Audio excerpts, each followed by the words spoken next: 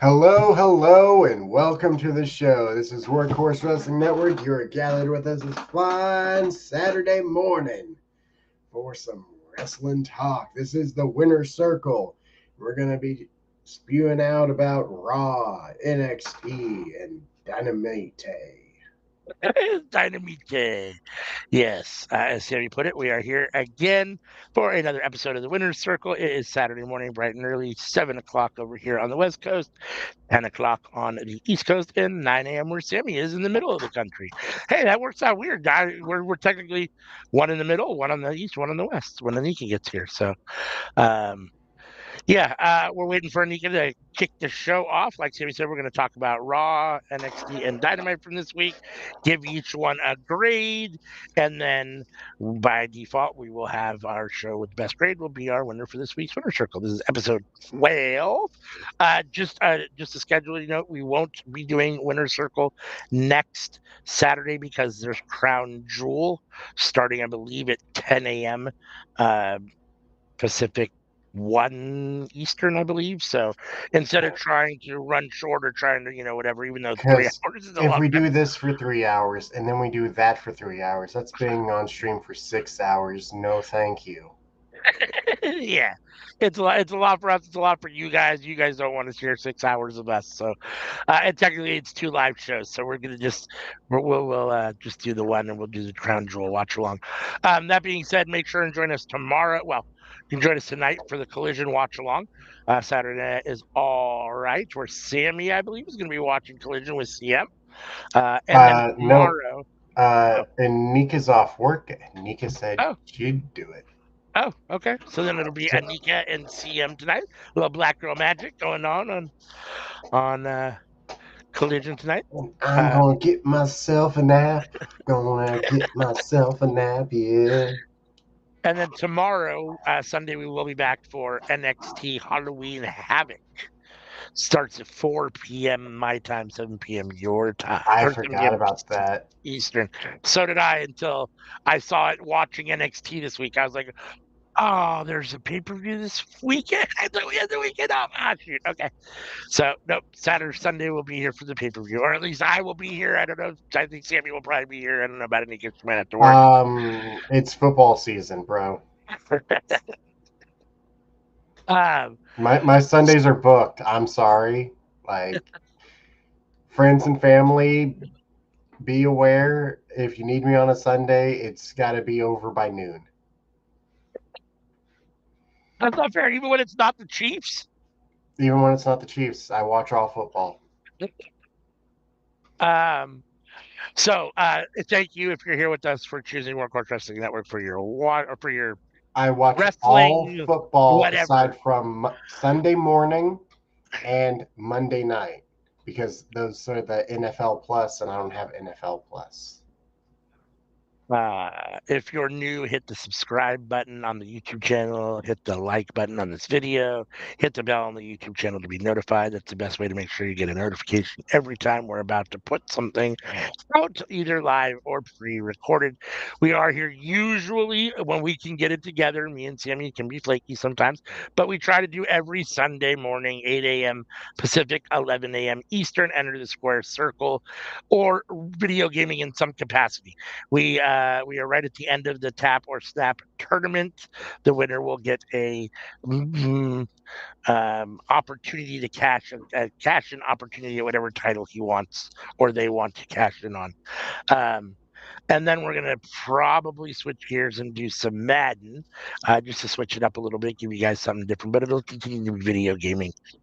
And then on Tuesday nights, we're live every Tuesday night for the cookout, 7:30 p.m. Pacific, 10:30 Eastern, where we all come together and talk about what's cooking up in the world of professional wrestling.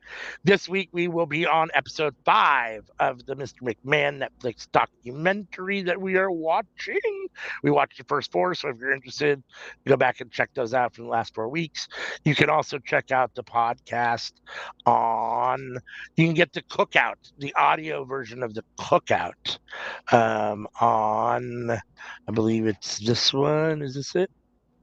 On these places. So make sure and check those out. Anytime you want to just listen to the cookout and you don't have time to watch it, you can check those out. And then Friday nights, we're here for Friday Night Smack. their Friday night fights, where Sammy Joe and Anika watch SmackDown and Rampage live and give you their live um, reactions and opinions to the show. Then we're here Saturday mornings, which you're here with us now for the Winter Circle, 7 a.m. Pacific, 10 a.m. Eastern, where we discuss Raw, NXT, and Dynamite and pick a winner for the week. And then Saturday night is all right, where they come back and CM and somebody else watching AEW Collision live and giving you your live reactions and opinions as the show goes on in real time. I don't. Anika said she's going to be a minute or two late, but I don't know how late she's going to be. So I guess we should just go ahead and get this going. So go ahead and let's just start. Hold on for just 1 second. And we can do this.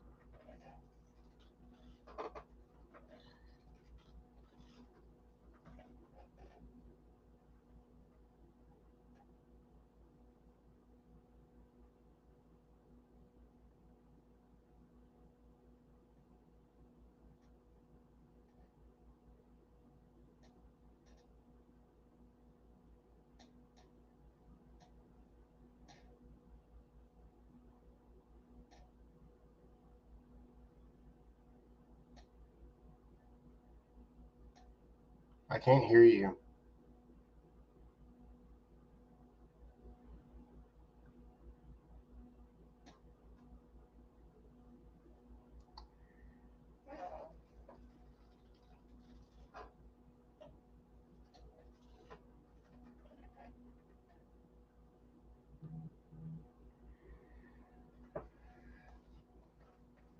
Well,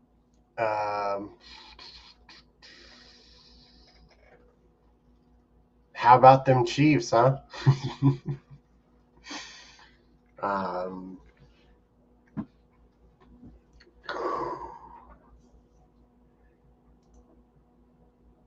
Can you hear me now? I can hear you now. Okay.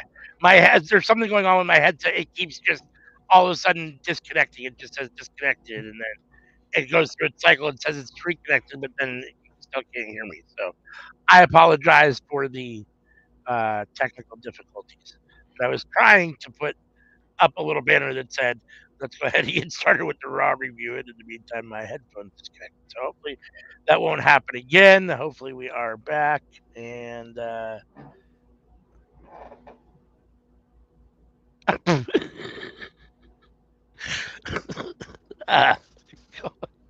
so let's crack this can open, Sammy, and go ahead and start talking about Monday Night Raw from this week. Oh shoot, I closed out of it. Ooh. Uh, Well, we started off the show with Bronson Reed and Seth Rollins, and this was a recurring theme throughout the night. yeah, it was, and I don't know how I feel about it. I mean, I really like Bronson Reed, and I think it's great that he's getting the rub of getting to be on TV with, um, a superstar like Seth Rollins. I don't know, for some reason, and I can't really put my finger on it. For some reason, the feud just hasn't really moved the needle for me so far. But it's not like, sometimes I'm like, oh yeah, I'm here for this, and it's not that I'm not here for it. I'm just not like, yeah, like let's go. Um, uh, Bronson Reed crashed through the announce table. Uh, After that, we had the New Day facing off against Authors of Pain, Mm-hmm. and it got intervened upon with some shenanigans from R-Truth. Yes, it did. I mean, I thought this was.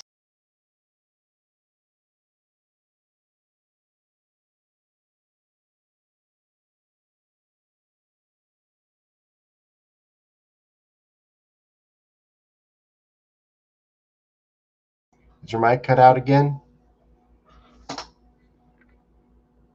I can't hear you.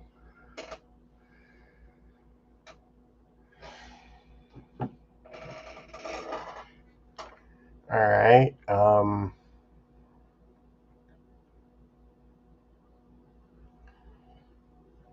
So, seeing a possible allegiance between The Miz and oh, the Final Testaments. What's their name?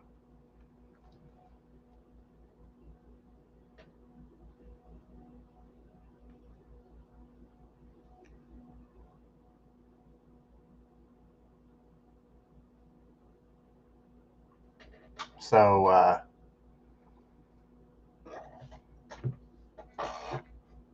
the match ended with Kofi Kingston getting the pin on, I don't know if it was Akam or Razar, but he pinned one of them. Jesus. Following that, Final Testament started beating down R-Truth, and Kofi wanted to go in for the save, but Xavier was like, nah, we got a title match. We can't be getting ourselves involved. And so he ended up getting saved by the Wyatt Six. Yeah, this is very interesting. I mean, I guess we're getting the Wyatt Six versus New Testament, or versus Final Testament. I'm sorry, which is okay, I guess. I don't necessarily have a problem with it. I I would, and I've said this a little bit, probably more than anybody wants to hear. I feel like when you look on paper, both factions really are made up of what I would call probably, mostly mid carders. So I see it as kind of two mid card factions. And at the same time, I know WWE wants them both to be bigger. So potentially they could give each other kind of a boost and help each other um, be, maybe reach that main event status. But I mean, I'm here for it. I mean, I'm interested to see what happens. I think it makes Final Testament a little more interesting just in general because they're feuding with someone that I'm interested in the Wyatt Six. So, um, and I do like, I kind of like, when you have, 5, 6 people, it's. I don't want to say you're limited because you can always just have 2 people, but I'm just saying, like, it feels like in order to get your whole crew involved, you really got to have another faction of 4, 5, 6 people that kind of equals that everyone can go, heads up with, so that you can actually have kind of that real faction warfare as opposed to 5-on-3 or whatever. So I do kind of like that these two have kind of equal numbers of members approximately. And so I think it works for a minute. I mean, I'm really interested to see what they do with it. Yeah. And Uncle Howdy gave the mandible claw to uh, what's his face? Uh, yeah. I'm drawing a blank on. Hold on. I'm just trying to. I think he was going to give the Sister Abigail to the Miz, but then he got mandible claw on the other dude instead.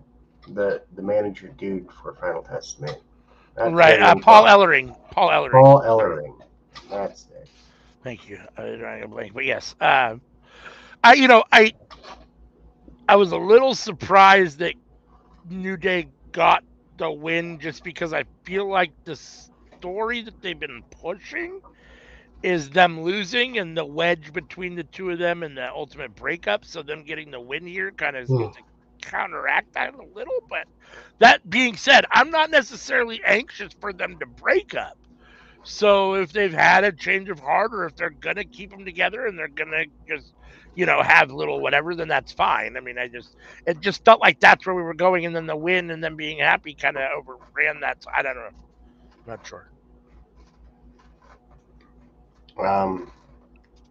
You don't have to have the two of them break up. You can have the two of them make up. All right. Up next, we had Damage Control versus Raquel Rodriguez and Liv Morgan. Yes. It is what it is. I mean, I'm not a big Raquel fan. I'm not a big Liv fan. I do like Damage Control for the most part. Um, you the women need a solid tag team division, so I understand why Liv and Raquel are gonna, do their thing. Plus, Raquel has her back in the singles stuff, and is helping her help protect her and her title. So, but again, I don't. That tag team, Liv and Raquel, definitely does nothing for me. Damage Control, they're, it is what it is. I mean, I don't necessarily have a problem with them. At the same time, it's not like they're moving the meter for me a whole lot either. So this was what it was. It was okay. She's trying to be the Diesel to her Heartbreak Kid. Yeah, and honestly, and I know that we're not. I mean, we are because we're going to talk about both shows. But for me, Camille with Mercedes has a better works better for that. I feel like than this is working so far. Um, The match ended in a no contest. Rhea Ripley got involved, and Dominic got involved, and shenanigans ensued. So that's two matches in a row with people coming in and causing shenanigans.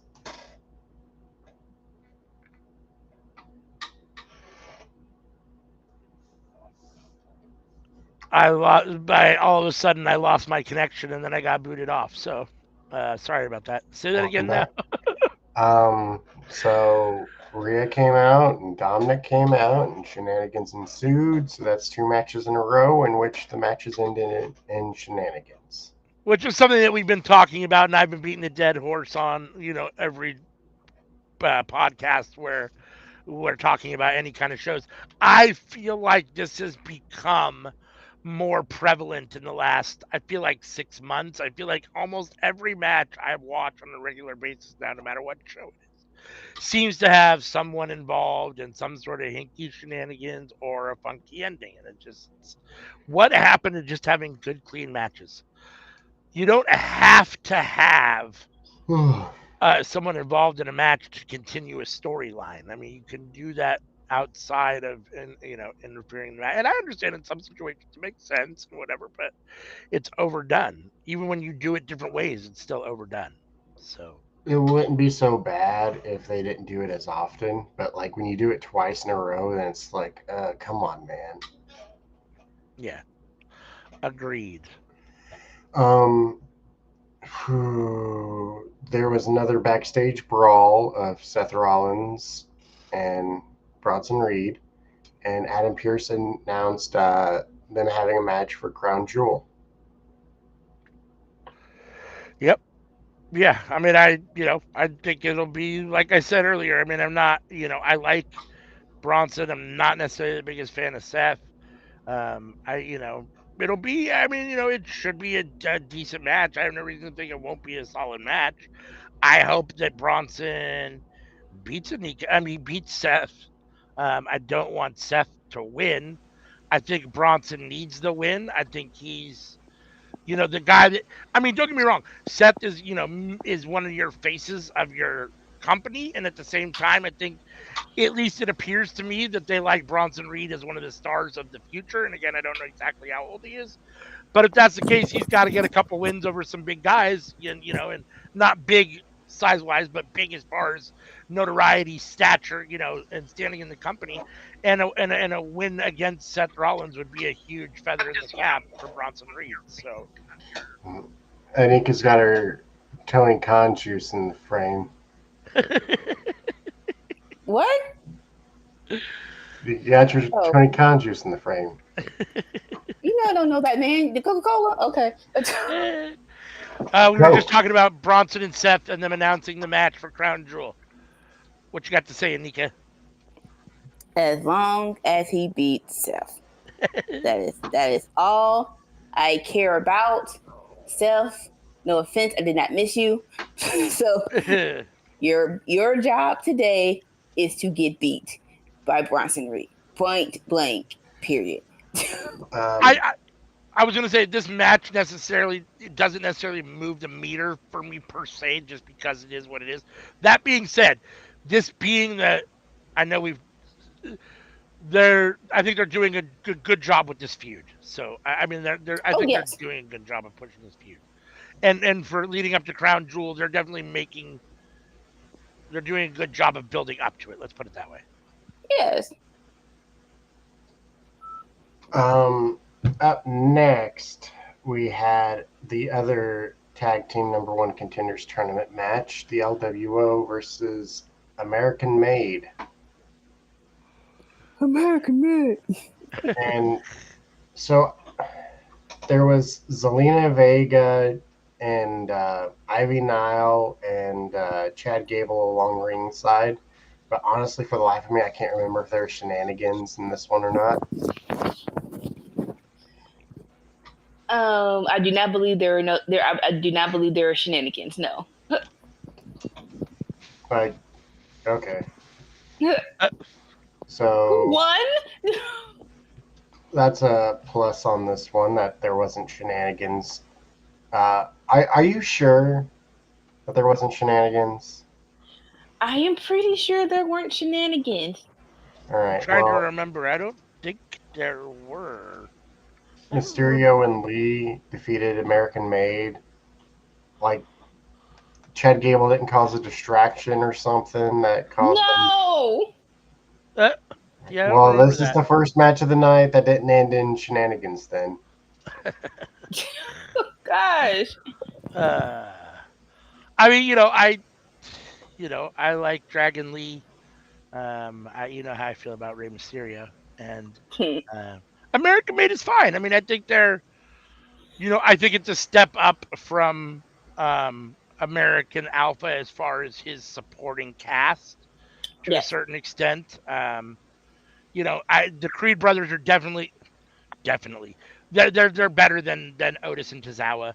I mean, mm-hmm. it's a little rough, but that's not I don't think that's a knock on Otis or Tozawa. I think it's just the way they've Mm, been booked, the way they're perceived and used by WWE. It feels like they think the Creed brothers are more legitimate talent than the other two are. The other two they feel like are more kind of sideshow spectacles. Oh, look at the big fat guy and look at the little ninja Asian dude. I don't like. It doesn't make sense to me, but that's how it appears. That's how they see them because that's how they always present them. So it does feel like Chad Gable's made a step up here. And this is a decent match between a lot of guys that can actually wrestle. So Well, I want a little bit more for the Creed brothers. I will say some praise to the two of them, though. Otis, I hear, has a very impressive squat, Okay. and Tozawa used to be fat. Interesting. He lost. Tozawa was a really good wrestler in Japan, as I Mm-hmm. understand it. I mean, I'm not familiar with any of his stuff really, but as I understand it, he has a really good history in Japan. So, and he can really wrestle. So, I don't know why they've chosen to go that route, especially with him. I can understand a little bit with Otis just because I He looks I like know Chris Vince is gone. Farley. I know Vince is gone, but like I still feel like there's that kind of Vince air about just fat roly poly fat guys are just there to laugh at, and you know what I'm saying? Like I Mm-hmm. just so as opposed to really push and give any kind of real weight to. So which is fine. I mean that's your choice. It's not fine, but I mean it's you can do whatever you want, I suppose. So I mean, Triple H might have the same mindset about it as Vince does, though. that's my thought. I mean I agree. I mean I tend to think that I agree with that. We talk a lot about Triple H being his own man, and don't get me wrong, he absolutely is. But let there be no mistake, he learned under the Vince McMahon tree, right? So, and I mean, he's going to have he has some Vince McMahon tendencies and beliefs about the way to do things. So, and that's unfortunately, I have a feeling that might be one of them. So, um, it's one that of being those things where I think if Otis and Tucker were still here, it would have been he would have had probably a better run because it's like you said, okay, the pizzazz of the team, which is Otis, and the in ring worker, which is Tucker, and when you have Tozawa and Otis, it's like, huh? Otis is the muscle. It's like it's finding out that dynamic that works, that can get people over and can be a credible threat. yeah. And as of right now, Otis can be a credible threat, but he is not good to be by himself just yet. So hopefully they'll figure it out. I'm hoping they'll figure it out. I haven't thought about Tucker in a hot minute.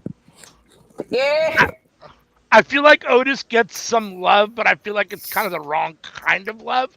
I almost feel like people are laughing at him more than laughing with him at times. Like, like they're like WWE's laughing at him and they're presenting him in a way that's kind of jokish, and as a result, the fans are laughing. I mean, it's getting over. They like him, but at the same time, like the stuff with Mandy Rose, like what was so funny about it was that it was so like that fat dude can't get that hot broad, like you know what I mean. And so it's funny, guys like look at that fat guy with, you know what I mean, when it's not like he's not really getting over. It's more we're actually laughing at you as opposed to with you, I guess. I'm not totally sure. It depends. I think more so the majority is he's also an underdog story.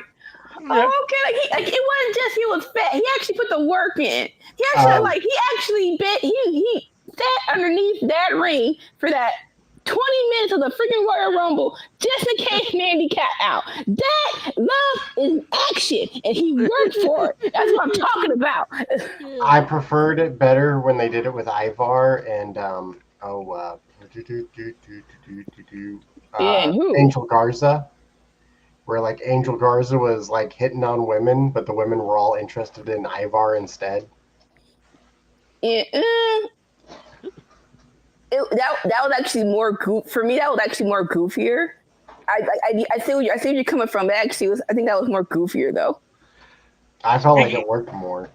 Speaking of Ivar, wasn't this the episode? It was this Raw, right, where we started to get a bunch of Viking Raiders are back. So they actually debuted last week. Yeah. Oh, okay. They had a match. Was that on SmackDown? Or that was on Raw? No, it was on Raw. It was on Raw, yes. And it was a dominant victory over Tozawa and Otis. Okay. Speaking of the devil. All right. You can call it dominant. It was fine. I just noticed their promo stood out this week because I remember seeing two of them. Thinking to myself, yeah. They're both back and somehow I guess I must have missed them last even though it was a quick match, so I can't fault you.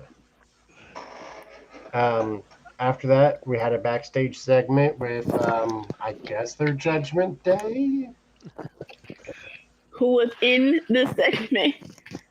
Finn Balor, Carlito, Scrappy Doo, Liv Morgan, Dominic Mysterio, yes, Raquel Rodriguez. Yes. We're talking about Damian Priest being back, about Damian Priest going for the title, and that they can't let him become the World Heavyweight Champion again.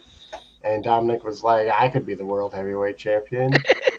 And everybody started laughing at him, and Liv got offended that I was laughing at him. And so Raquel was like, what do you do to Carlito? And it was like, I bring the cool factor. I'm also the fixer. I get stuff done. You know what? I'll go and fix this right now. I'm going to go talk to Pierce. The conversation with Adam Pierce later was great too. When we get to that, that's great. Carlito's great. He is, and these reports of Brooke hit up with the Judgment Day. Don't do that. Please don't do that. Please. I didn't even know I needed Carlito. I mean, I never disliked him, but I mean, right? Carlito was Carlito, but I didn't realize I really needed him as much as I did. He does. Believe it or not, I mean, I know he's joking and whatever, but to a certain extent, he's right. I mean, he does bring at least a comedy aspect to a certain extent to the Judgment Day. He adds a little bit of levity and entertainment factor, a little bit more, a little funner. So I thought this segment was fun. I thought Raquel, who can come off a little stiff at times and a little whatever. I feel like kind of robotic. I thought she felt a little human here. This kind of humanized her. I thought she came off pretty decent for her here. Liv is still whiny. It is. What's wrong? Why can't Dominic be champion? But I don't like Liv Morgan, so I'm biased already. But and I don't. What is the purpose of this ultimately? Is it just to show that there's dissension within the Judgment Day? Because otherwise, I'm not totally sure what the purpose of the segment is. My favorite not dissension, but you can the game plan is to basically we're not done with Damian Priest and darlings, y'all should be. Y'all should be. And of course, the Carlito segment. My favorite Carlito promo was actually the one that Ric Flair cut on him. I don't even. I'd have to see it again. I mean, He was like, "You got all the natural talents. You could run this company, but you are too lazy. Like, you don't have it in you to actually put in effort. But if you could, you'd be the best thing in this business." yeah, I mean, who knows if that's true or not, but I do sometimes wonder if we often talk about why some people get over and some don't, and why some people have, and I do wonder sometimes. I think there are some people that have more ambition, more motivation, more whatever than other, more drive than others, and they the squeaky wheel gets the grease, right? So if you're a little more laid back, maybe you don't work quite as hard, maybe you're not as assertive and demanding, you get left by the wayside a little bit. So I Oh, mean, I could see that. I mean, I heard that it took Carlito a decade before somebody told him that his character was just Razor Ramon. that's messed up, which isn't true, That but that's funny. All right, what's next? The main event, we had Braun Breaker facing off against yay! Jay Uso. Again? It was 2 hours. See, that's what happens when you do 2 hours. Yes, it's a fast show, but I missed half the freaking. Okay, let's go. It's fine. There was another backstage segment. Damian Priest talked to Pierce. He wanted a championship match. This was after Carlito had spoken to Pierce, though. Yeah, Carlito trying to be the fixer with Pierce and doing nothing but begging for the match was hysterical. Like he did nothing other than to just go in and beg, please, please, please, please, please. Right. You gotta help me out here. It's like, okay, I guess that's one way to be a fixer, I suppose. Yeah. It would have been. I mean, this is funnier. I kind of wish it Yeah. would have been like. It would have been kind of cool if he had gone in and said, "I actually like." He may have had something on him and was able to actually like be the fixer. Like, you don't do this, I'm going to say XYZ or something, and actually force Adam Pierce to have to do something. Might have been a little bit whatever, but this is funnier, I suppose. Yeah. Carlito presenting himself as a fixer and then not really, I mean, getting it done, but not really being the fixer. But to address the issue of him being the dumb behind heel and Kyrie and look good, I have a brain fart. Oh, I should probably pick up some Chinese. Come on, wait, hold up, because I love this girl. Kyrie and Io leaving, and he says that. Look, I get he'll want to put stank on it, but I don't think it was anything offensive. The quickest fix to this is let Io beat him up. Let Io beat him up, and it's fine. Wait. Did he say learn or did he say pick up? He said, I gotta learn some Chinese. Oh, I thought he said pick up. Yes. He said, I gotta learn some Chinese. And the simplest way to fix this was Io or Kyrie come back and say, I'm jumping deep.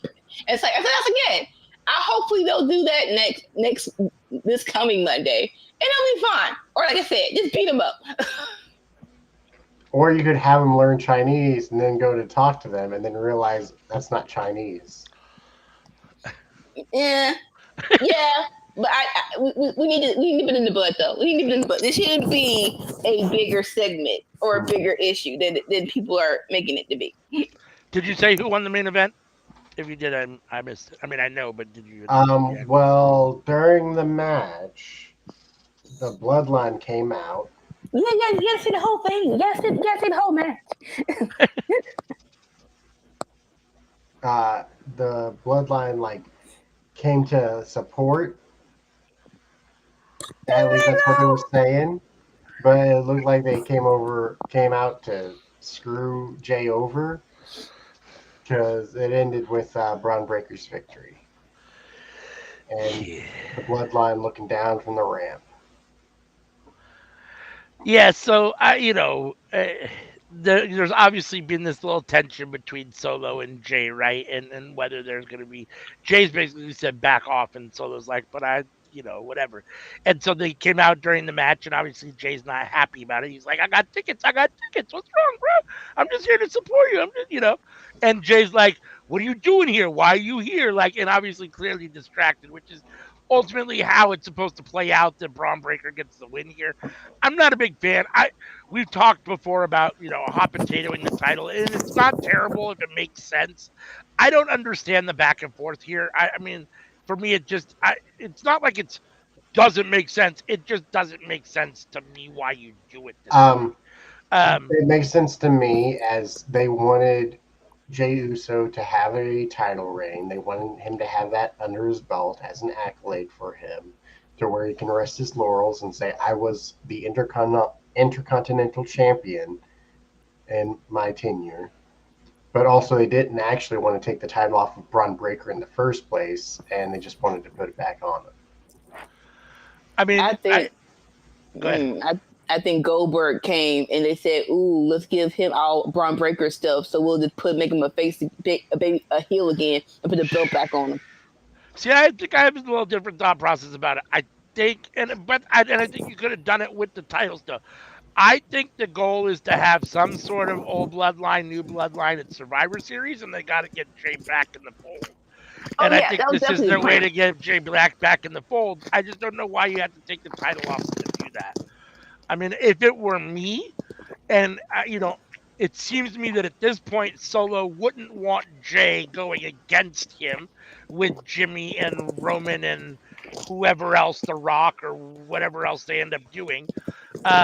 So you would be trying to ingratiate yourself, in which case you would help Jay win, and the story would be here you would interfere and cost Braun his chance at the title and have Jay get the win and retain, and then he can be like, oh, we helped you, you should be with us, the other guys don't care about you. But obviously that's not what happened storyline wise. Jay was distracted, and ultimately I think he's taking a loss because of Solo to further that wedge there. But it just seems odd to me. If you're trying to recruit Jay, which would make sense, you would want to make him think you're there to actually help him, not hurt him. So I don't know. I'll be back. Okay. Listen. I think backstage politics did affect how this outcome came, but I can't not like it though. I can't not like it because they did such a hilarious job. Like, I'm not sure what flipped in Solo, where he's like, you know what? I'm tired of being the somber leader. I'm just gonna go wild out. And I'm like, I got tickets. Yee! I'm like, shut up. I don't know what's going on with you. Keep doing it, but shut up. You're stupid. And then we cannot overlook the freaking reaction when Braun Breaker and Jacob Fatu went face to face. Now, look.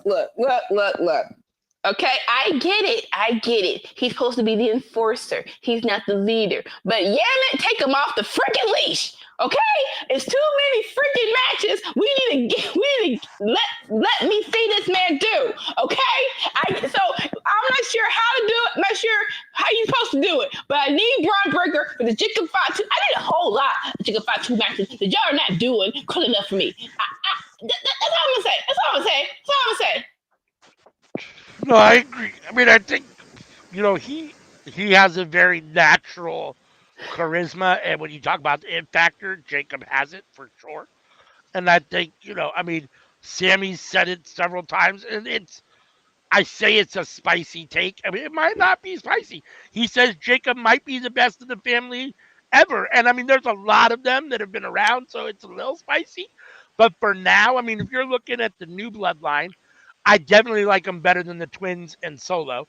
Me personally, I like him more than Roman. I like almost anybody more than Roman. So, for me, he's right there. I think the Usos, Jay and Jimmy and Jacob have the most like swagger and personality and it factor for me. Big surprise.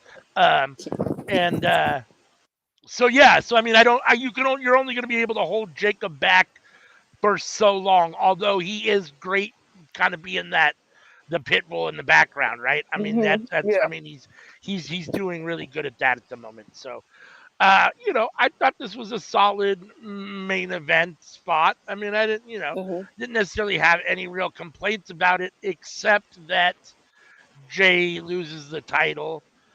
Hmm. If the goal is that you want to sow more division between the new bloodline and Jay, obviously this gets that done. If that seems to be the story you're pushing, as opposed to the new bloodline trying to recruit him, which seems to me to be the other way to go about it. Um, then this, works because Jay's obviously going to blame them for him losing the title. Yeah. I maybe they're right, maybe Sammy's right, and they decided they didn't want to take the belt off of Braun, and so they put it back. I don't know.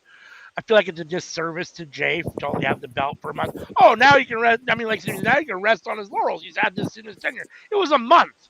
Like this is hardly like it Yeah. was like I mean, he had one defense. I don't even think he had one defense. Did he? I mean, I'm trying to remember It between was winning it against from Braun.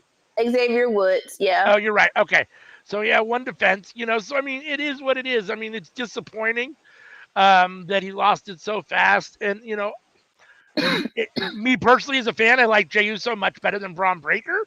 So I'd rather see Jay with the title. I'm not a big Braun Breaker fan. There's nothing wrong with him. He just Yeah. isn't my cup of tea per se. So, it is what it is. I mean, I do like that the Intercontinental title is main eventing. I feel like Gunther really elevated that title. And I feel like for a long time, WWE has really had delineations between kind of, the main event A belts and the B belts, mid card belts, and so on. And the Intercontinental Championship has always had that stigma of kind of being a mid card belt. Um, and then Gunther came along. I think it really kind of elevated it just because of who he is and whatever. And then Sammy had it, and it is what it is. And then Jay had it, and well, Braun had it, and then Jay. I feel like Jay brings back some of that excitement that you lose a little bit with Braun. But other Yeah. than that, I mean, it is what it is, I guess. Honestly, it really is about what matches you give Braun. And when it comes to Jay losing the belt, I do agree. I did want him to have it longer, but I do agree with you also. We had to get him on the bloodline side, the OG blood for Survivor Series. And even though I do think they could have waited till November to hash this out, there are worse ways that they could have done this. Like this like like in the choice of A, B, C, and D, this was not D. I, it's debatable if it's C or not, but it's definitely not D. The last resort. Sure. Yeah. I mean, I thought this was an okay episode of Raw. I didn't think there was anything on it that was like, this is amazing, but there wasn't anything that I thought was absolutely terrible either. I thought it was really kind of, I mean, for me, it was like a B minus. I mean, C plus, B minus, right there, a little bit above a C, which is satisfactory, but not quite at that solid B level. So, or a little above C, but not at that solid B level. So, C plus, B minus, somewhere right They there. the pace they're definitely working on the pacing. The pacing actually got better. We can It definitely did. say that. It Yeah, did. it's It like did. It did. all right, we're going to get this 2 hours down. We're going to sort it out. It's going to be good though. Yeah, it definitely, and it was better than last week's episode for sure. Oh yeah, yeah. It was definitely better than last week's episode. So, what grade are you giving it this week's Raw? I'm getting it a B minus. A B minus. So we're I'm right at the getting a same B spot. minus. Yeah, yeah. Yeah, so we're roughly at the same spot. So, Mm. last time I tried to type in a new banner, it disconnected me. I don't think one has anything to do with the other, but in my head, I don't want to take the risk again. So I'm not going to put up a new banner for our switch over to our NXT review. But we are going to. That's Raw. That was the end of Raw. And since Sammy's not here, he'll have to give us his grade when he gets back. I'm Yeah. But home. in them, oh, okay, you are here. So what's C your what? plus. Say it again. C plus. So we're all right in around the same area. I Yeah. said C plus, B minus. She gave it a B minus. So we're all roughly in the same area this week for Raw. All right, so we are moving on to NXT, which is the go home, which was the go home show for this tomorrow's Halloween Havoc NXT PLE. I thought the show did a good job this week. Just a quick overview of building to that because there wasn't really all. I didn't even realize Halloween Havoc was happening until this week's episode.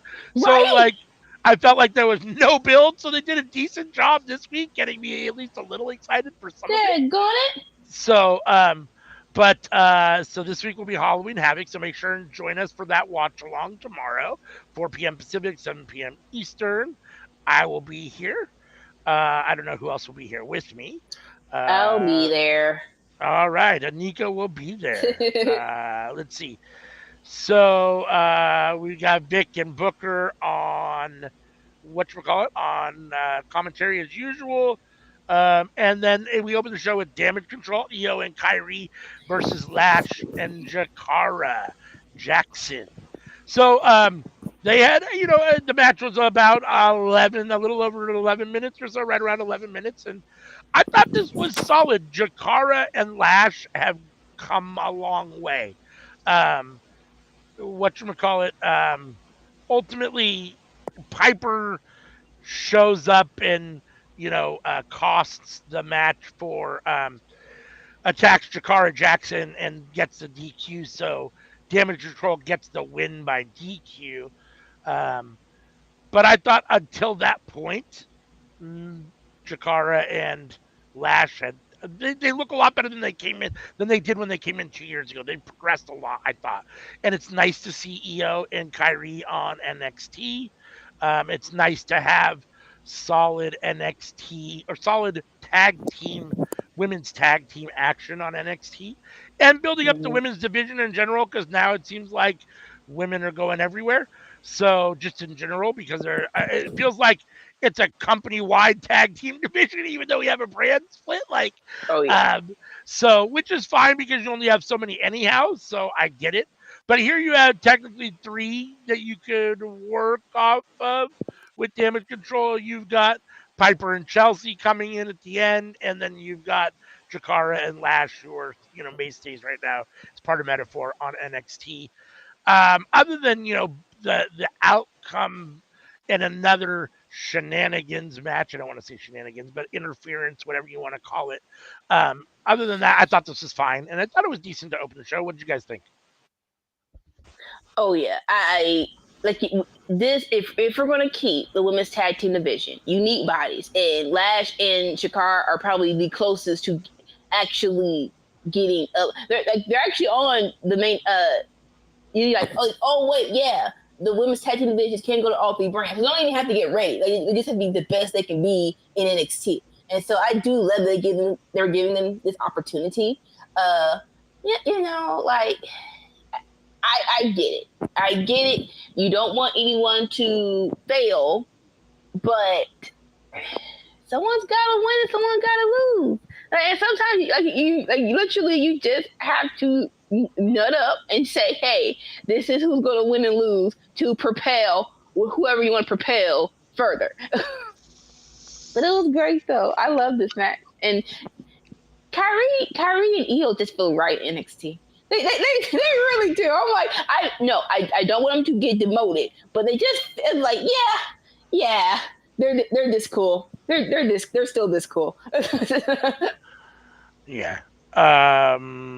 Let's see. Then we had a clip from earlier with Hank and Tank hanging out with Cole Custer, a NASCAR driver. I don't really care. Out the Mud and Jada Parker showed up.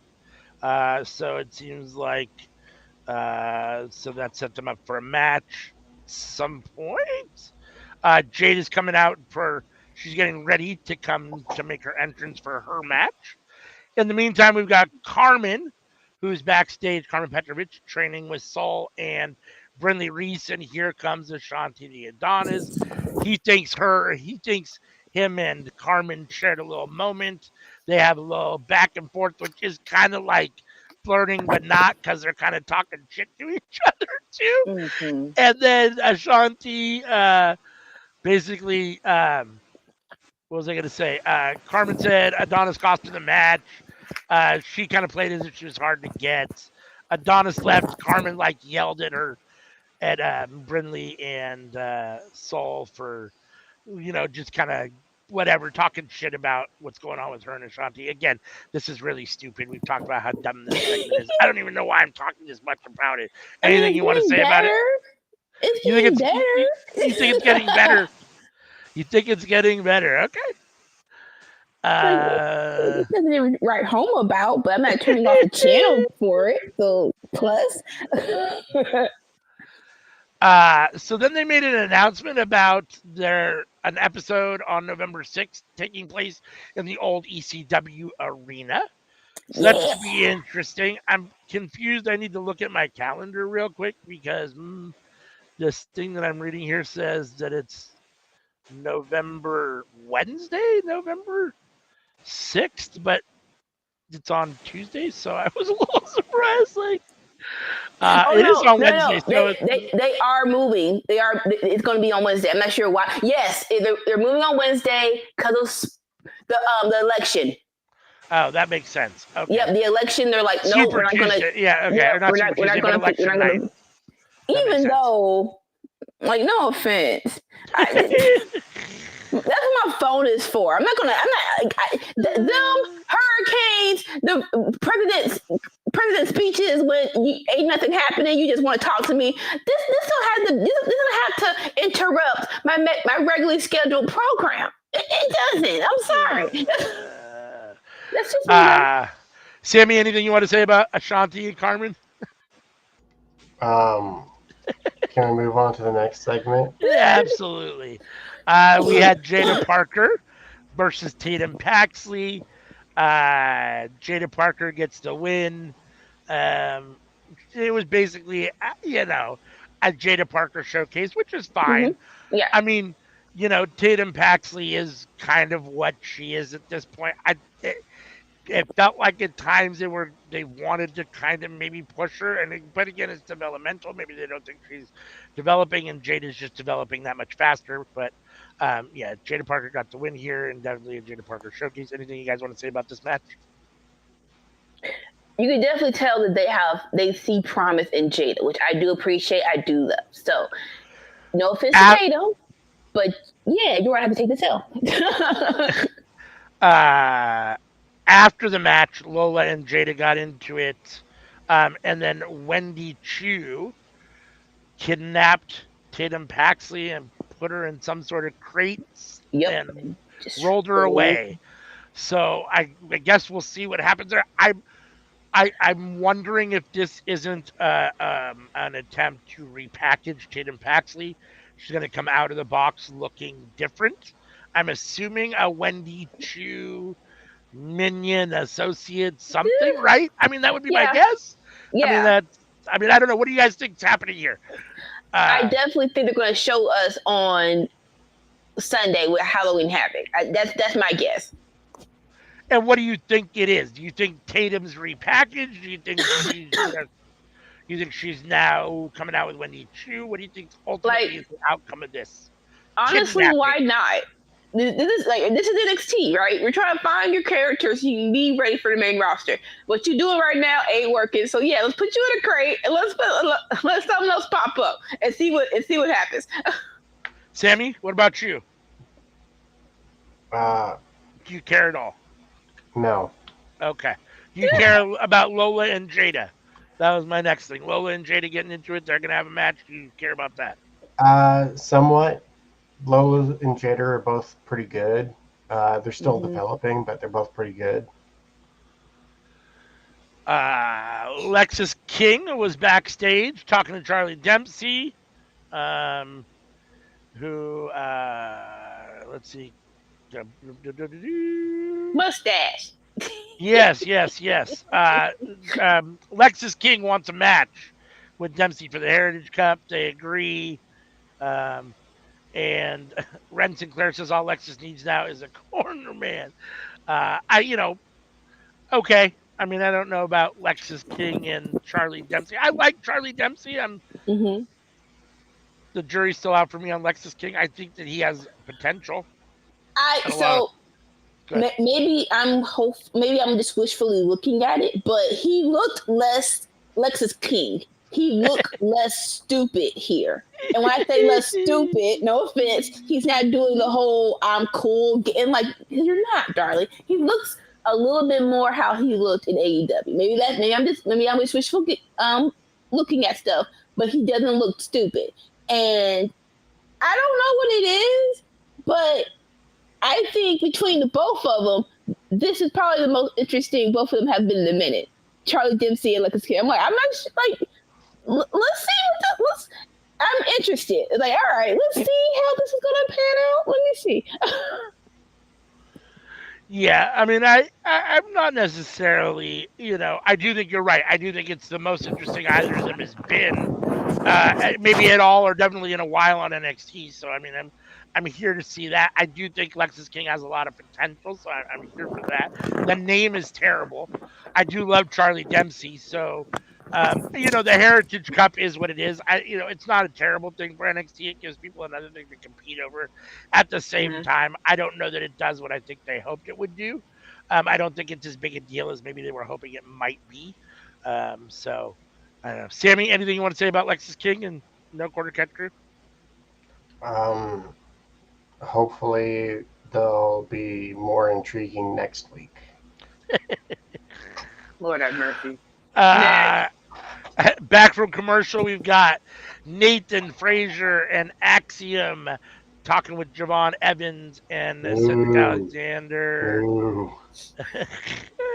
Frazier said that Evans will win the big one eventually, and said, "Get used to it, kid." Evans didn't like that. Evans took offense to that, slapped Frazier in the face. Axiom held Frazier back. Evans walked away. And they said Wesley says they're messing with him because of his age, and that he's had success at a young time. Adding that Evans, let's see, what does it say here? Adding that Evans had time for that because he's successful. We're adding that because of his age. Lee said that, wow, they will keep at him because of his age. I mean, and that ultimately, that they're just whatever. I liked the Frazier slapped, or that Evan slapped Frazier. I thought that was funny. They're trying to give Axiom and Frazier some personality, which is fine. Axiom doesn't really have any nation. Frazier has a little bit. Javon Evans has it in spades. Wesley has it in spades. I wouldn't mind seeing some sort of rivalry between Javon Evans and Wesley. I think that could be fun. Right? So, what do you guys think of this segment? Let me go first. Okay, yeah. Again, it's very hard to judge this on a main show, but you're still developmental aspect. But like he said, Javon Evans is really like he has it. At him and Nathan, I don't think you should split up this yet. We're trying to get personality. We're trying to find something here.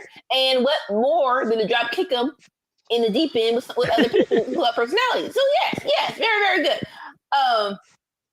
And then Wesley was just like this crackhead who just go like he like not even a whole sentence, just a one-liner just walking past. I'm like, so yes, if this is your mid-card pool for a couple of for the next month, just 1 month, then yeah, I'm cool with this being your mid-card pool for right now. Yeah, I thought NXT has been really good so far the first couple weeks since it's been on CW, and it's been pretty good, I would say, for the last several months or so. And I thought that this show kind of, and I'm jumping ahead just because I wanted to say, at this point still, I feel like the show is good. I mean, it's still fun and exciting, even though, like you said, it is developmental and people are still learning. A lot of these people, like Javon Evans, is doing a good job of learning on the fly. It's not flawless. I mean, his little part where he talks isn't perfect, but it shouldn't be. And most people, when they talk, aren't perfect. I mean, you can, we want things to sound right and great, and we clown people when they have botches or gaffes and promos. But when it's too crispy, it sounds too rehearsed and it sounds too pre-written and it sounds too so. You need a little authenticity to it, right? I mean, people don't Yeah, talk perfectly all the time. They just don't, definitely and not. have the right words to say, like that every second. So I mean, it's that makes it feel a little more authentic. So I mean, I think they're doing a really good job overall of mixing veteran talent and young talent and main roster talent coming down to NXT. I think they've done a really good job of that recently. So um, let's Oh see. yeah. Javon Evans is a fantastic talent. I much anticipate his future in the company. Mhm. Uh, dude has a presence about him, and that's something that you can't teach. And you can't teach that. Teach Get it together. I'm sorry. Let's go. that. Okay, so next we had a pretty in-depth um, package about Julia and Stephanie and why they're friends, and it felt a little bit Stephanie heavy about her origins, a little bit wrestling in Chile and then around the world, and then it showed them having a match against each other and becoming friends afterwards. I thought this was good. I mean, I enjoyed this package. It gets you a little bit if you don't have any real knowledge of either of them beyond maybe knowing their names, or even if you didn't know their names. I mean, you would have had to have been living under a rock if you're a wrestling fan to not know their names. But you know, uh, just knowing their names, I thought this did a good job of showing you a little bit about both of them and why we should care about them being friends, or why they're friends and why they've come together in this situation and worked in this situation. Again, I do rail sometimes about how not everybody has to be friends and not everybody had to sleep on everybody's couch and all that kind of stuff. So, I don't want to, you don't always have to go there all the time. At the same time, we always also say make it make sense, and this did a good job, I thought, of at least making it make sense why these two seem to be here together as a tag, not together as a tag team, but kind of here at the moment and coexisting at this moment together. Oh yeah. Like I don't need a full on explanation, but I do need an explanation. So thank you. I appreciate it. um, let's see. There was a mystery attack on Adriana Rizzo.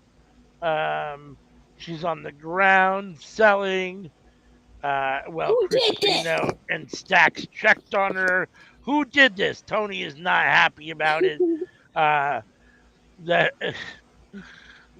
I'm reading notes on this somebody else's commentary, and then their commentary says the dreaded mystery attack is back. At least it wasn't in the parking lot. Hey! If it was in the parking lot, she might have been dead. Next we had Oba versus Luca. Oba's coming off losing his title to Tony, and I'm assuming this is his chance to. He wants it back, and so he's got to jump through the hoops. He's gonna have to beat Luca. He's gonna have to beat Stacks to get another match, I assume, with Tony T. I was personally, and I don't. We talk about feuds not being good or not being long term. We rail negatively about the lack of long term storytelling. And yet at the same time, I was really hoping that Oba was going to move on to the AEW world title picture in some way, shape, or form, and not necessarily try to go back and get the title back from Tony. I don't have a problem with it, but we've seen it twice, and it is what it is. I don't necessarily know that I need to see Tony Yeah. and Oba for a third time. I understand they're 1-1, and WWE always has to have that rubber match. So at some point, we'll have that third payoff match to see who's better, I guess. So, it is what it is, but I was hoping Oba would move on, and I was kind of hoping Tony. I don't know what I was hoping Tony D would do with that title or who was going to be next for him. I was just hoping Oba was going to move on to something else. So he gets Yeah. the win here against Luca in pretty dominant fashion, as he should. He's going to run through Oba essentially and Stacks until he can get his hands on Tony. It is what it is. What do you guys think? I am not mad at this because I think the pure goal is him beating Trick. And I don't need that right now. You know what I'm saying? So the question really is, how far do you stretch this? I'm like, okay, if we're honestly, Trick versus Oba is a big match. I'm looking at least Survivor Series or Royal Rumble. What do you do in the meantime? So a rubber match between Tony and Oba, I don't hate. This was great because it's like you beat me, but I'm still a monster. I'm still going to kill everybody. And so Yeah, and he tied I do Tony D up appreciate. at one point, and then he, Like, you're going to watch. power You're bombed. Yeah, everybody there. I think it was Luca through onto the ladder, and he put Stacks through a table, I believe. And yeah, I mean, he destroyed. Let's just say he destroyed the family while Tony D watched on and couldn't do yes, anything. So, which is uh, good. Yeah, like your all your heels don't have to be Caroline. All your heels don't have to be what you call it, um, underhanded. I just don't like everybody, and I'm gonna beat everybody up. yeah, I think Opa's a very good example that you can be. They use that word tweener, right? You can be Yes. between a baby face and a heel. Like some people might see what he had done as heelish to the family tonight, but for the most part, they present him kind of in that face role. But he's so stoic, and his personality is not a face at all. So he's right Mm-hmm. there. He's kind of both. So, Sammy, anything you want to say? This was actually enjoyable. Uh, I like Tony D, and Obafemi is incredible, and he's better every time I see him. Yes. Let's see. Then we got a clip of Zarya, who's supposed to be making her debut at Halloween Havoc.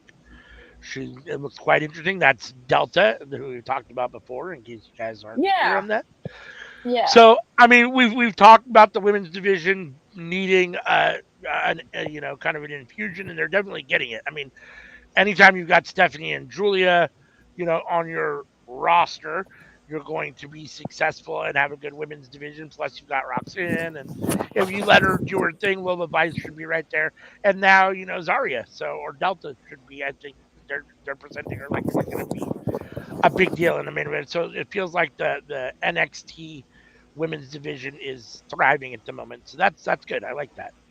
Mm-hmm. We had let's see, Andre Chase talking about how Chase U is a place that helped make Ridge better and people better. How they welcomed Ridge with open arms. They won tag team gold together. Um, and then Andre told Ridge that he can make him feel the pain he felt. Andre said at Halloween Havoc, he'll put an end to Ridge's pain in an ambulance match. So we're going to get an ambulance match between Ridge and Andre Chase. What do you think of Andre Chase's intense, fiery promo? For him, who's Mr. Jump Around, happy-go-lucky, this is definitely another side of Andre Chase. I'd never really seen him kind of like get down and dirty like that. So in that regard, I thought he did it good. I didn't feel like it was put on. I thought it was believable. He's pissed at Ridge, and I thought it came off that way. I don't know if I care at all about Ridge Hall and Andre Chase's ambulance match. I mean, that doesn't do Right. a whole lot for me to make me want to tune in necessarily to Halloween Havoc, but at the same time, I thought that Andre's promo here was okay.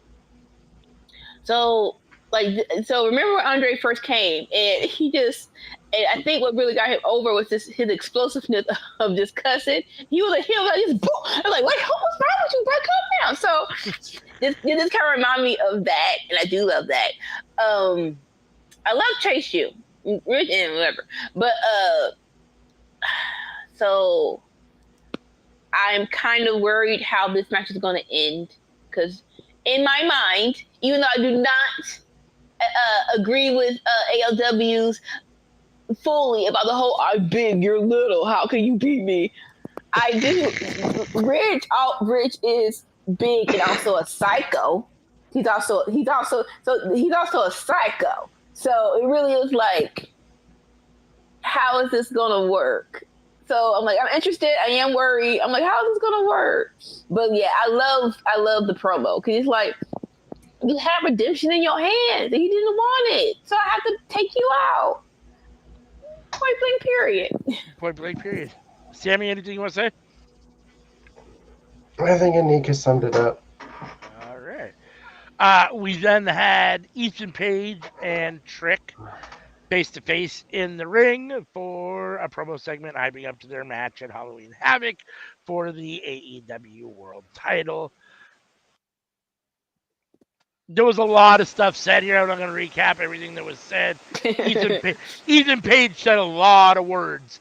Let's just say that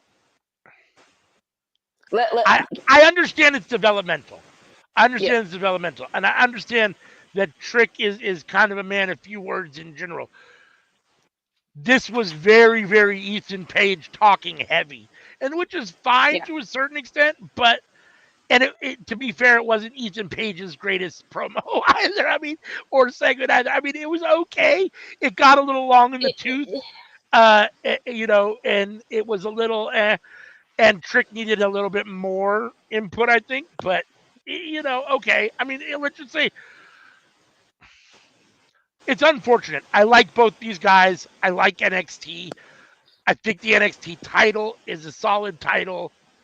I enjoyed both of them as being champions. That being said, I'm not necessarily super anxious for this match. Like, it doesn't necessarily hold the anticipation that I hoped it would hold for me. So, and this didn't do much to get me any more excited about it. So, this was one thing that I actually focused on, for better or for worse. I think the problem for this promo was they're having a Devil's Playground match, right? And the bulk of it was Ethan Page is trying to convey to us how desperate he is, how he's going to go to a dark place. And it's like, no offense, sir, but you're talking, but you're saying these words in this suit with these glasses, and I know like you don't, and like even though you're not convincing. You're not convincing, and it's not even about your appearance because Evolution was in freaking suits. But I was scared the crap out. I did believe what they said they were going to do, so. That was more so why it kind of flopped for me, and the whole and I think Trick was too mellow, and like there we go. This is Devil's Playground match, right? I think Trick was too mellow in his response to this. It's like I need When you say mellow, do you mean calm or do you mean Carmelo Hayes? Calm. While you say that, in my mind said that. So that's so totally understandable. Too calm. Like this is okay. Calling another name, whatever. This is a no DQ street fight. It's supposed to be extreme. It's supposed to be balls to the walls, violence, right? And and Trick is too calm in this promo, so this interaction didn't really sell it for me. Like, especially when Ethan Page was like, "You've never faced anyone like me." It's like, sir, and I think I was okay. Sorry, useful words. Trick is like. He said it he had a good answer, but he wasn't selling it. He was like, "Sir, did you not see me beat Ilya Dragunov? Did you not see me beat Pete Dunne?" And it's like, you are too calm. Those two names are very big names. I need you to be this. Like, bro, who is you, fool? I done beat the mad dragon and crazy crackhead who be breaking people's fingers. So who is you telling me I haven't met no one like you? So that's why I didn't like it. I'm like, this is so fake. Come on, Ethan Page. You haven't met anyone. Sir, go sit back in the line. Shut up. Go in the corner. You're not convincing me of this. There's a lot of things Ethan Page is. Intimidating is not one of them. It's not. And unfortunately, and I hate to say it because I don't want to disparage anybody with glasses or anything like that, but the glasses weren't working on him. They made him look nerdy. They didn't. Not you. I'm not saying glasses make people look good. I'm saying Ethan Page looked nerdy in those glasses. I do agree with you, though. I do. Unfortunately. I'm not going to say nerdy, but him wearing the glasses did not sell the intimidation aspect of him. It did not. It didn't. My My wife is now making comments. Don't get fucked up. You know I wear glasses, guys. Thank you, Miss Wise. Thank you. I wasn't saying anything bad about people that wear glasses. I know I need them. I was just saying Ethan Page looks less intimidating than normal, even in them. Yeah, no. What? I also need them. I broke mine a couple years ago, and glasses are too expensive. I'm fine without them. That's why you listen. You people like comments and stuff. You don't know who's saying stuff. All right, I'm sorry. Next. I was just saying, I understand, that this is a Halloween Havoc, and so you're having themed matches, and I get that. But for for a Devil's Playground match, it feels like like you said, the intensity needs to be ramped up.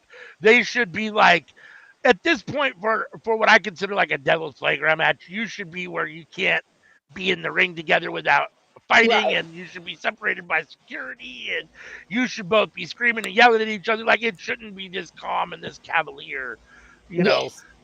4 days before you guys were supposed to kill each other in a Devil's Playground match. So. I enjoy the whole spinning the wheel. Mm-hmm.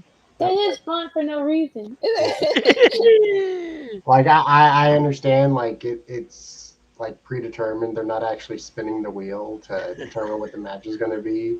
But we don't know. The idea of that's what they're doing is fun. Next, we've got Roxanne Perez and Cora Jade, and they're talking backstage. Let's see. Fatal Influence shows up to brag about how they've been running the division. In agreement with Kalani Jordan shows up with her North American Women's title, talking shit to Fatal Influence. She has she's going to face Fallon Henley at Halloween Havoc. And JC Jane says tonight the wheel will determine what the match is going to be. What do you guys think of this little backstage segment with multiple people? Do you care at all about Fallon Henley versus Kalani Jordan? Nah. No. It was fine, though. Next, I know Sammy doesn't have anything to say. Next, we had Soul versus Carmen. Soul got the win, in which was basically, I'm going to say kind of a Soul showcase. I mean, I don't know that that's what it was. Either way, it was a short match between, I guess, two women that in theory should be, should have good futures in the women's division. I think Soul's a little bit more progressed than Carmen. I think Carmen's a little raw, a little greener. Yeah. Soul is much more, put together and ready for TV. So, in that regards, I'm glad that Soul got the win here. There's not a whole lot to say. Anything you guys want to say about this? Yeah. Like you said it best. This is some of these matches are just to showcase who we think are the big stars, and that's so. Yeah, I mean, it is ultimately still, when it boils down to it, a developmental show, and you got to get these people, reps, and all that kind of stuff. So it does make sense, I guess, to a certain extent. And you got to, you want to give them time on TV to grow. So Nikita Lyons is backstage with Sammy's boys, TNT, Tyson and Tyreek. Said she's glad to be back. Then Oba came in and handed her a coat. Boo! I wish y'all freaking would. Don't make me cuss on this freaking stream. Stop it. No. Get away. Oma, get away right now. I'm so serious. Get away. No. Can I ask a very tacky question? And I think I know the answer, but I just want to confirm. Nikita Lyons is not in any way, shape, or form melanated, right? No, she is not. Okay. Look at her parents. She is white. Those are all enhancements. That's what I thought. But they're clearly trying to present her, I guess, as a black or urban in some regards. That's why I'm saying no. That's why I'm pissed off. No. Where's she from? She ain't from the hood. She ain't from the Bronx. Her freaking friends were hippies. No.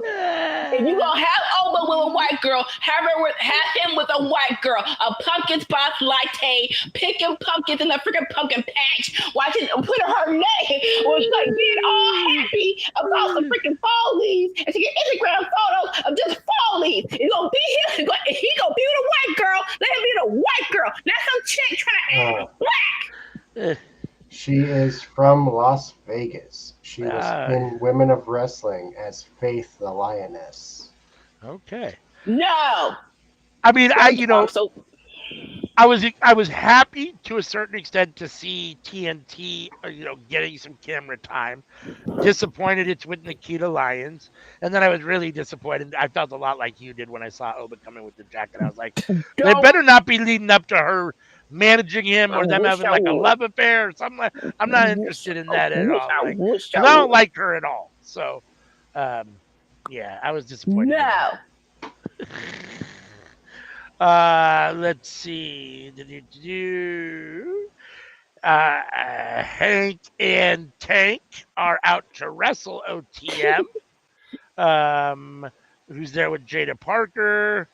Hank and Tank get the win with the power bomb or power slam spear combo in like, I don't know, less than 4 minutes.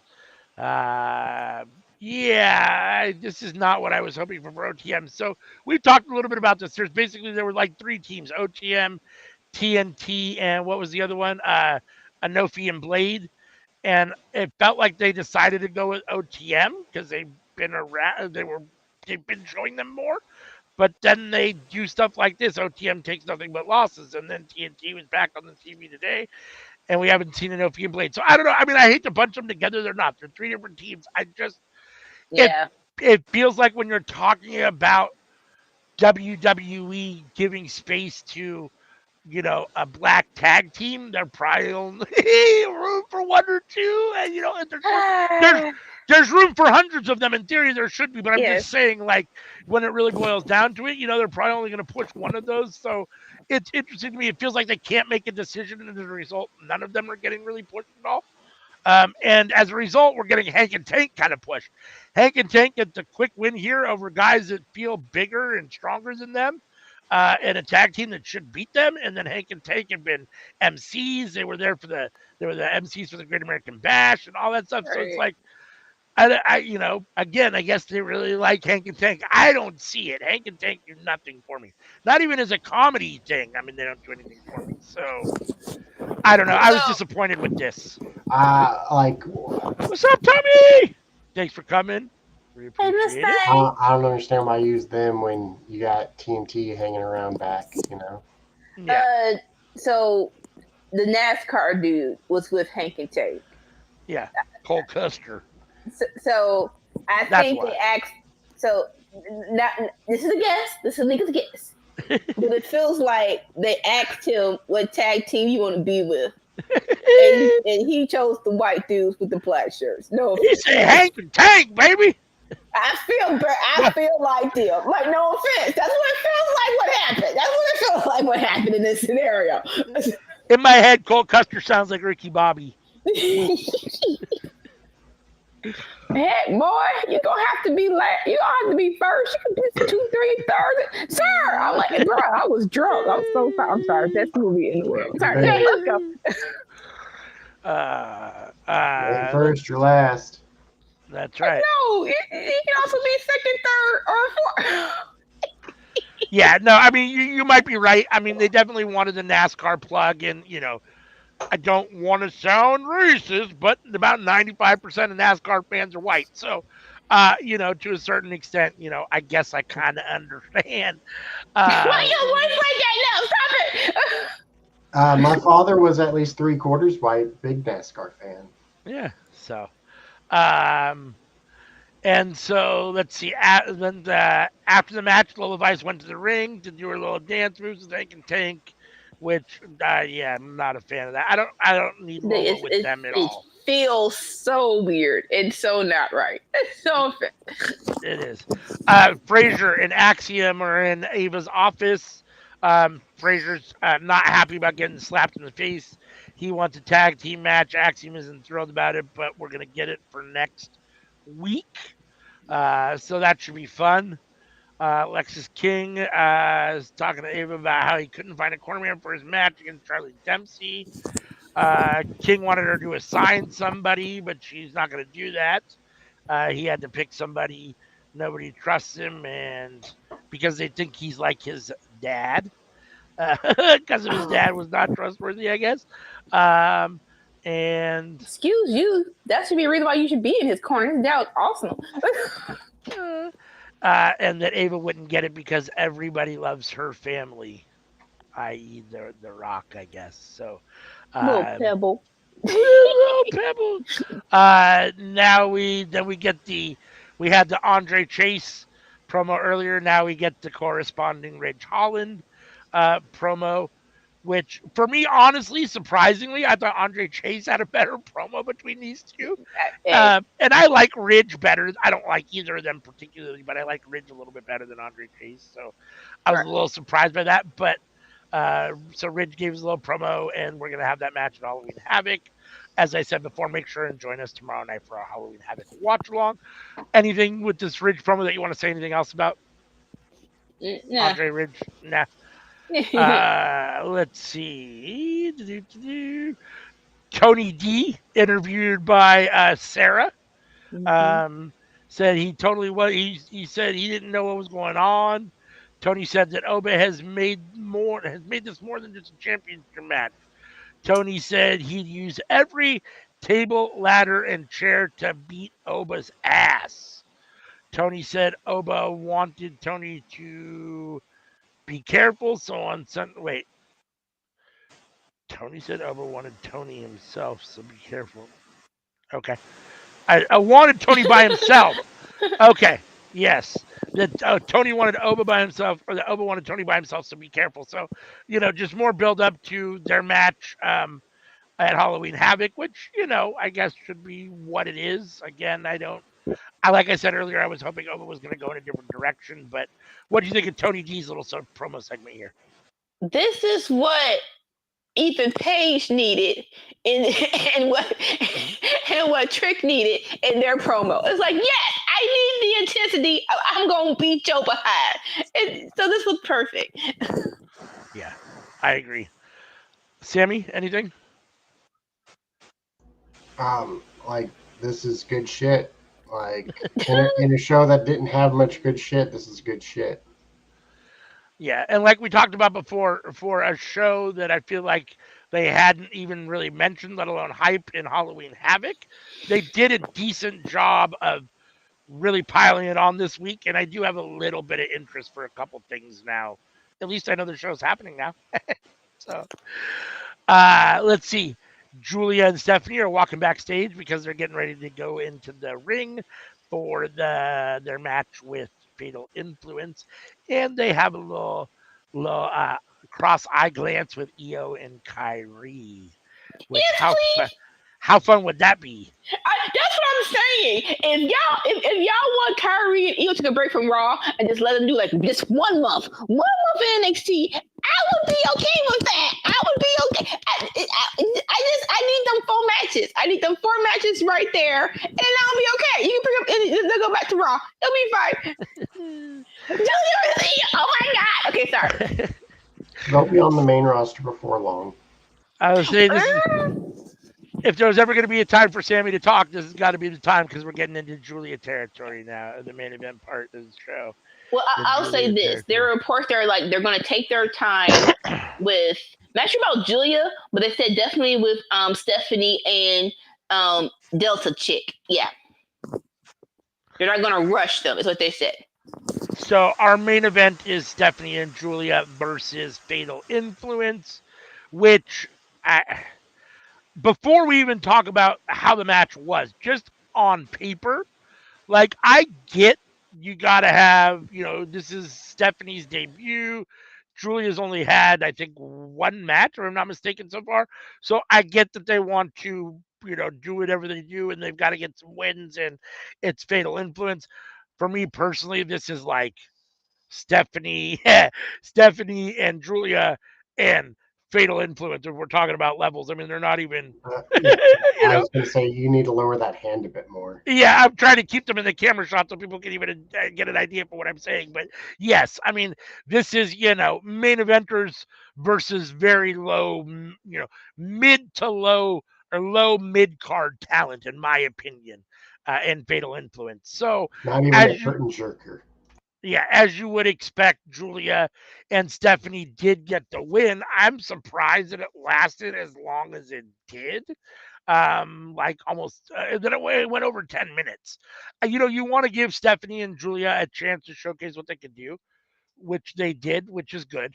At the same time, um, I, they don't need to be giving Fatal Influence that long against Julia and Stephanie. So uh, you know it is what it is. I guess you get what you get. For a main event, this was fine. I mean, I didn't necessarily have a problem with it. Happy to see the women get the main event segment. I thought, even though it was a decent show for being a go home show for a PLE that they really hadn't announced at all or pushed or done anything about, that it was okay. But this was a down week of NXT overall. And this segment, I love seeing Julie and Stephanie, but Fatal Influence doesn't have any business being in the main event of NXT at all, ever. So, in that regard, I thought it was a little down. And then at the very end, afterwards, when Julia and um, Stephanie are in the ring, we get Zarya, who appears at the top of the ramp. So we're going to get to see her at Halloween Havoc make her debut. So it'll be interesting to see how she ties into all that's going on. Ultimately, what do you guys think? Any more you want to say about this main event, and what do you think ultimately about the whole segment and Zarya's appearance?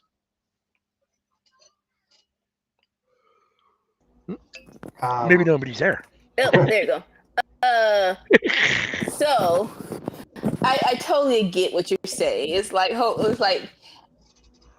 we don't want to give, so categorically there are very specific levels to NXT Women's Division, right? We have people who are in developmental, people who have possibilities, and people who are the main stars, right?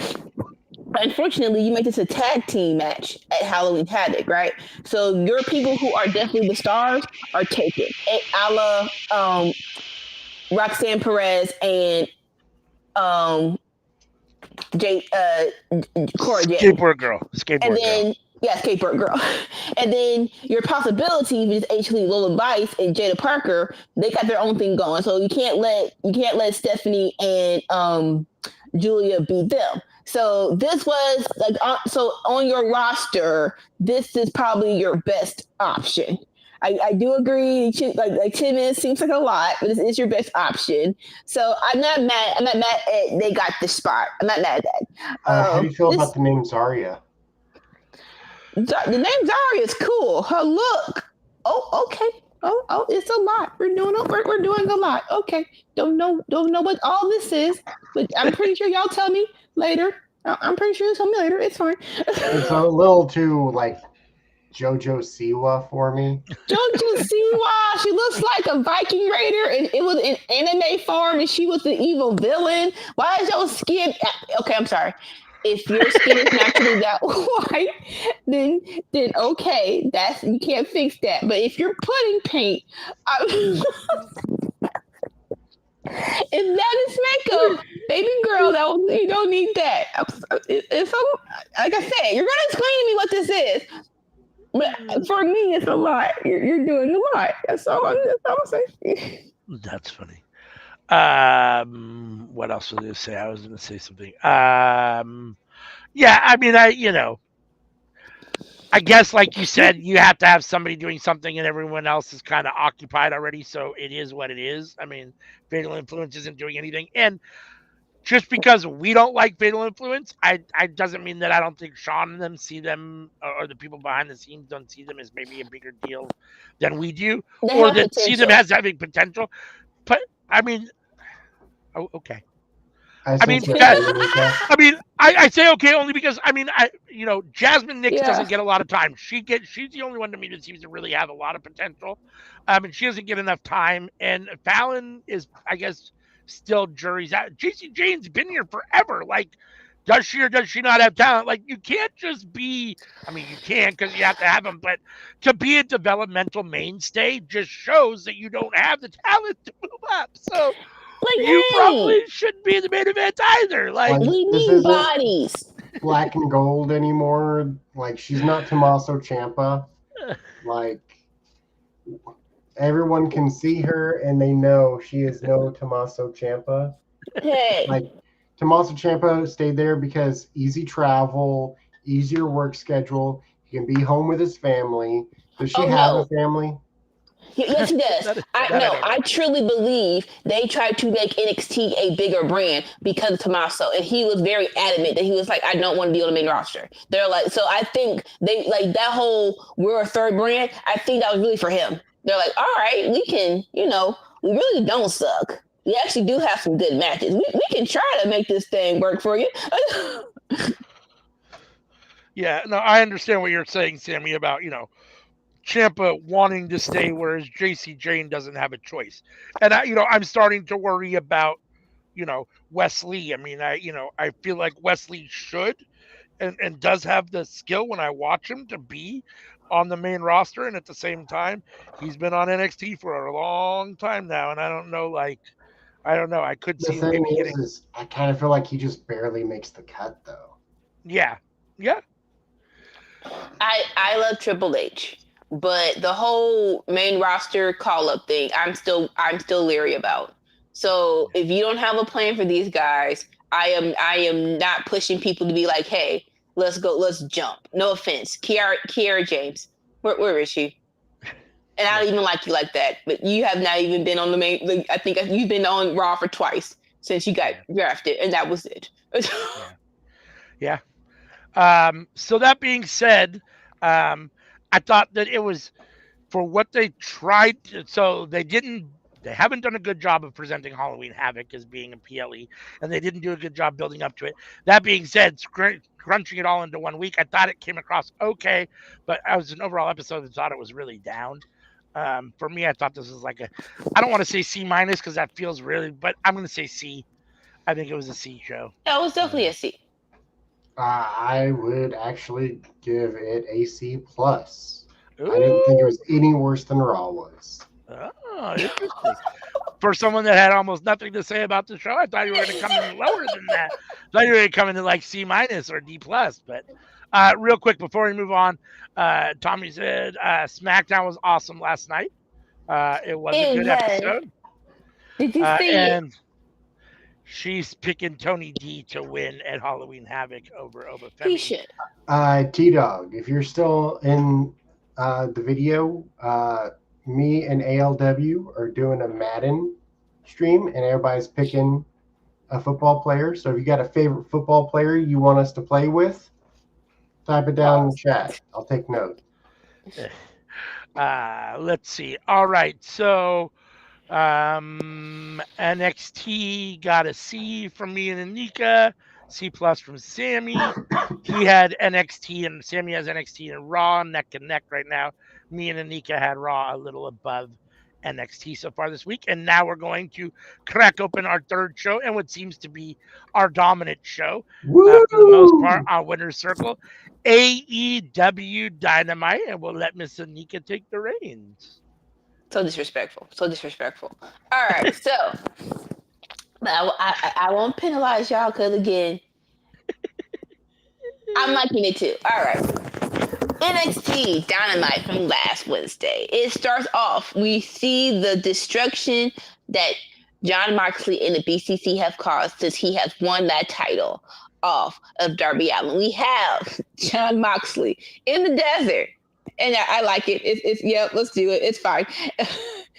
In the desert, saying his stuff, basically. He's like, look, this is my vision. And AEW is like a caterpillar right now.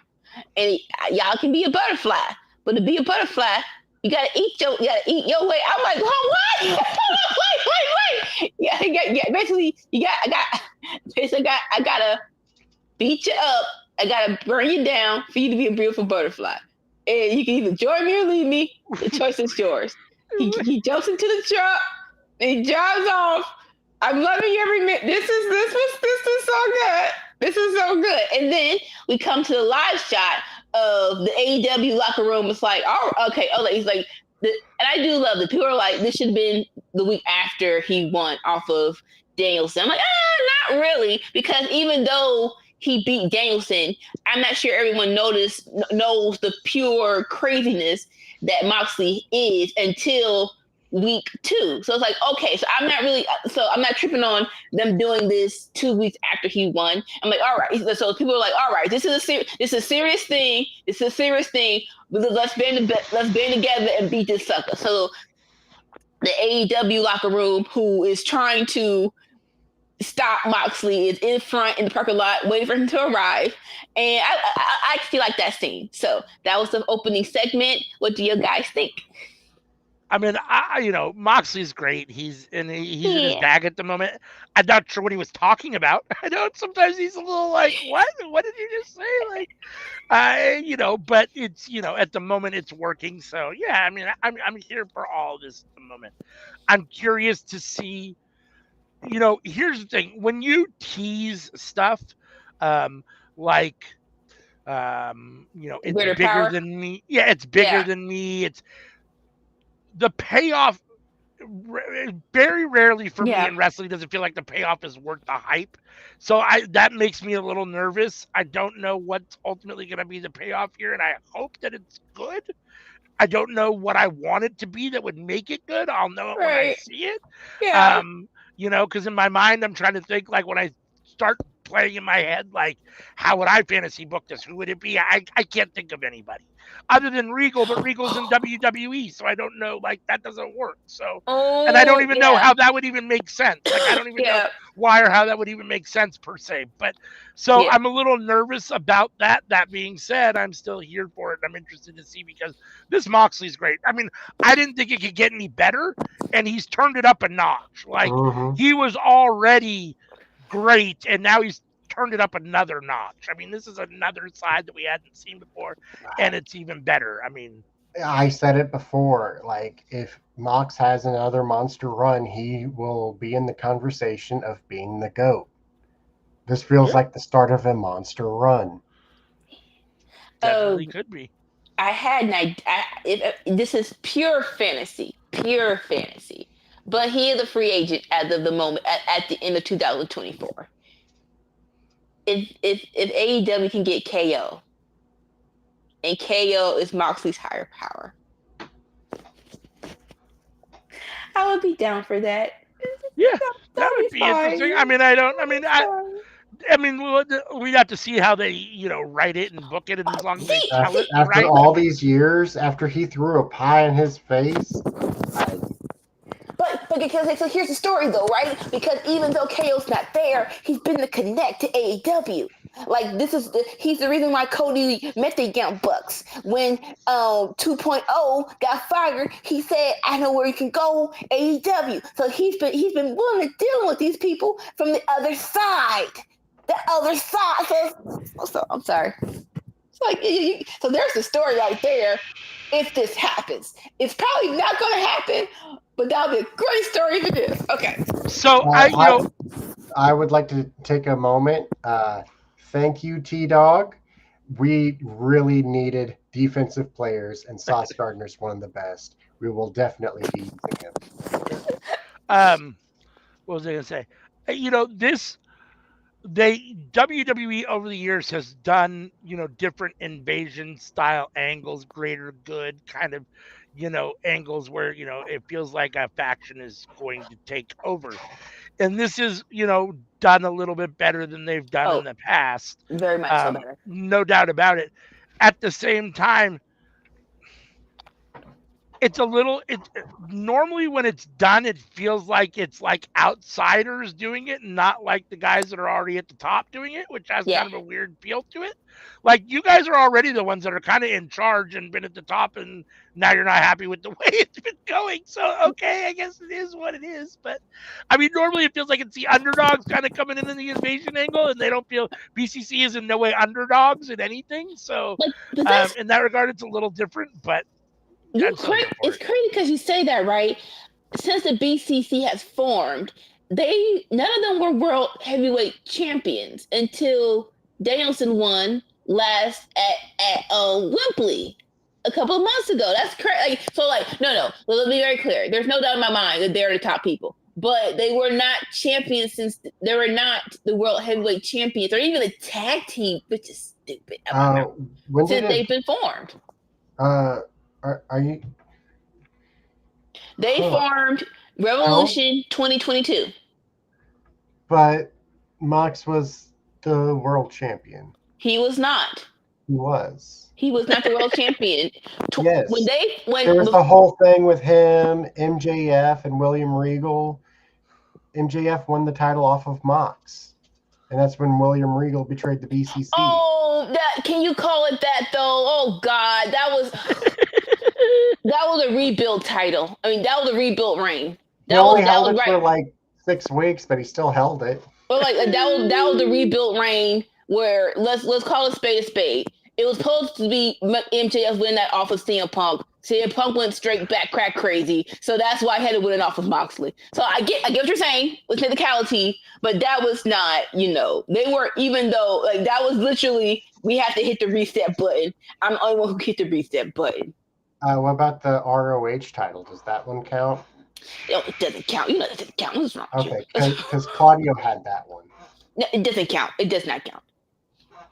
I mean, yeah, so, it is interesting the way that they do that, but they're showing how an invasion angle can be done well. I mean, yes. Takeover angle can be done well.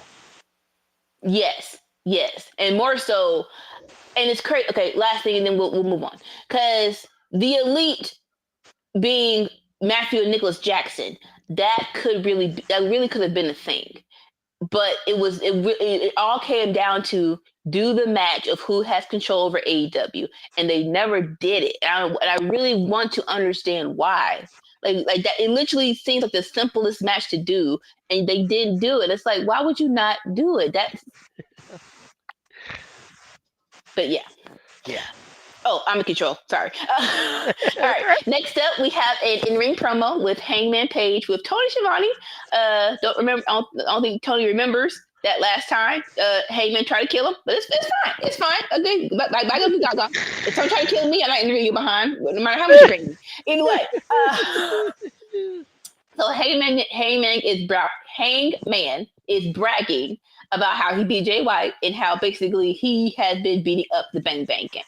And then he has slipped into the delusion so far that he actually is bragging about beating up it's Colton, right? Not it's Austin. No, Austin. Beating up Austin that he doesn't remember his own name. And it's like, sir, do you not remember a year or two ago and Moxley hit you and you had a legit concussion? What is you doing?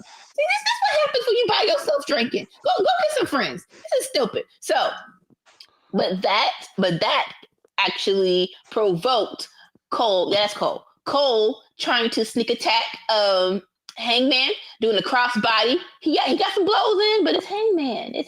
He got the upper hand. And he was about to finish the job until, okay, I don't 100% remembrance, but did Juice Robinson come out after that, or did Jay White just come out? I think Jay White just came out. I don't remember seeing Juice. Okay, I don't remember seeing Juice either. Yeah, but did Jay White being the smart baby face, he ain't gonna come through so he comes to the back, beats up Hangman, and he targets the leg that Hangman hurt, and Hangman leaves the ring limping, right? And then Mr. Jay White gets on the mic, his maleficent voice, and he was like, "Oh, where you lipping out to? Come on, baby boy, because you know I'm in this ring. You know I'm better than you. That's why you have to do this underhanded stuff. And last week, if it wasn't for your little interactions and shenanigans, I would have had a clean sweep over your behind. So he didn't say run. He said you can limp away, but you can't hide. So go ahead, ice your leg because we're gonna do this. We're gonna do this match one more time, and I will beat your behind. I love this. This is so good. I love that Jay White is back. Thoughts? I like. I mean, I'm glad Jay White is back. I like both these guys. Ultimately, Jay White and Hangman. I, you know, and it doesn't always have to be delineated. I don't, or clear. I mean, life is all shades of gray, right? But Right. it feels kind of like you have two heels. I know that CM says Hangman's a face that just spiraled and whatever.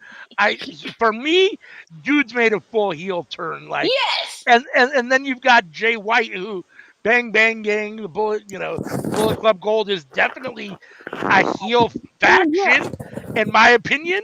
And Jay White is a heel, I believe, and yet he's playing kind of the baby face here. So it is weird in that regard. That being said, I'm here for Jay White and Hangman, and however you want to do it. So it's all you're a healer face. All it matters of who you're going against. And right now we're going against an unhinged crackhead who again you are bragging about giving a man a concussion. So yes, you are officially a heel now.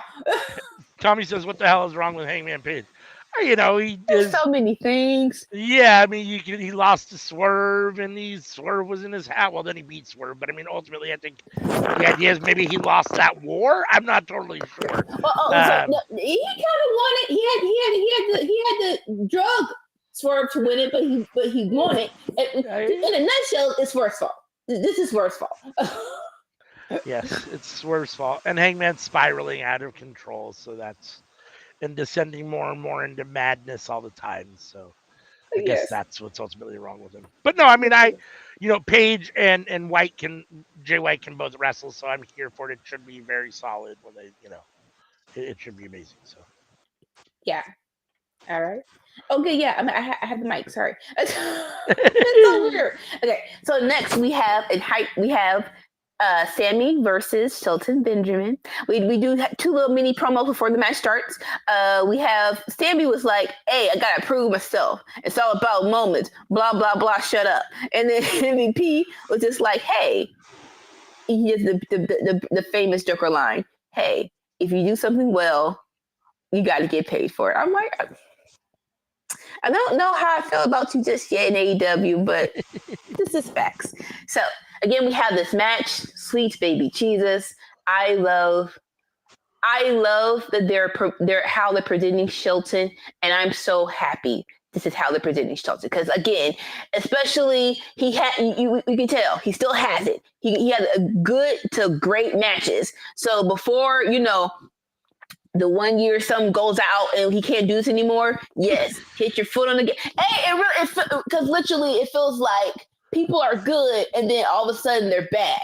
Like it literally feels like that sometimes. So you don't really know when it's going to happen. So put your foot on the gas because Shelton is still good.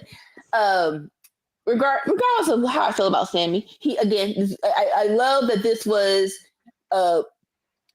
Shelton being a big man and Sammy being a flipper. And people are like, and basically, Sammy put him a great fight. But all in all, Shelton is still that dude. And he wins. He beats Sammy. Thoughts? Sammy, you want to say something or you want me? I think. Shelton is great. All the praise in the world to the dude. I'm happy to see him still in wrestling, wrestling.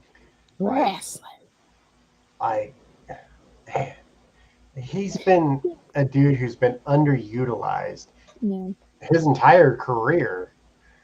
And it's a little too late now, but I still want to give him his flowers because God, he deserves them. So two things.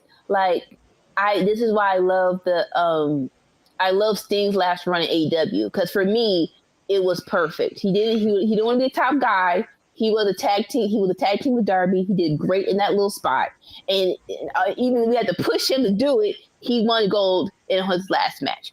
I feel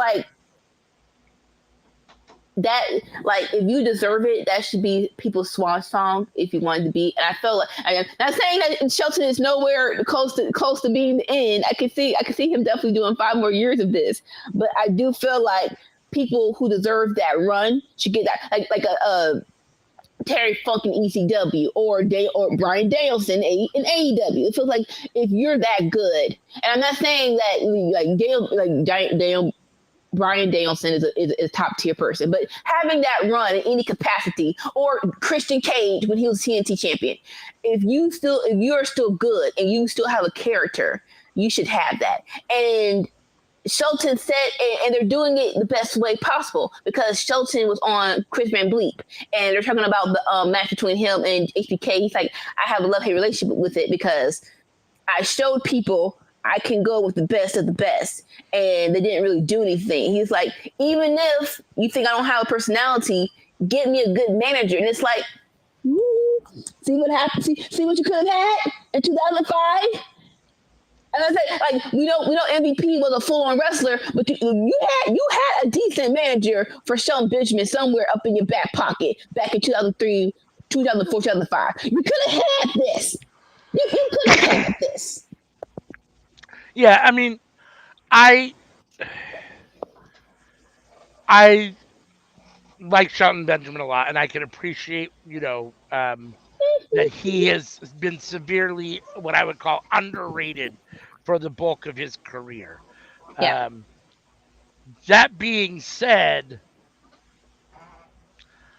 I wonder, people talk a lot of shit about Tony Khan's booking, and sometimes I agree, sometimes I don't. And this was one of those questionable booking situations for me.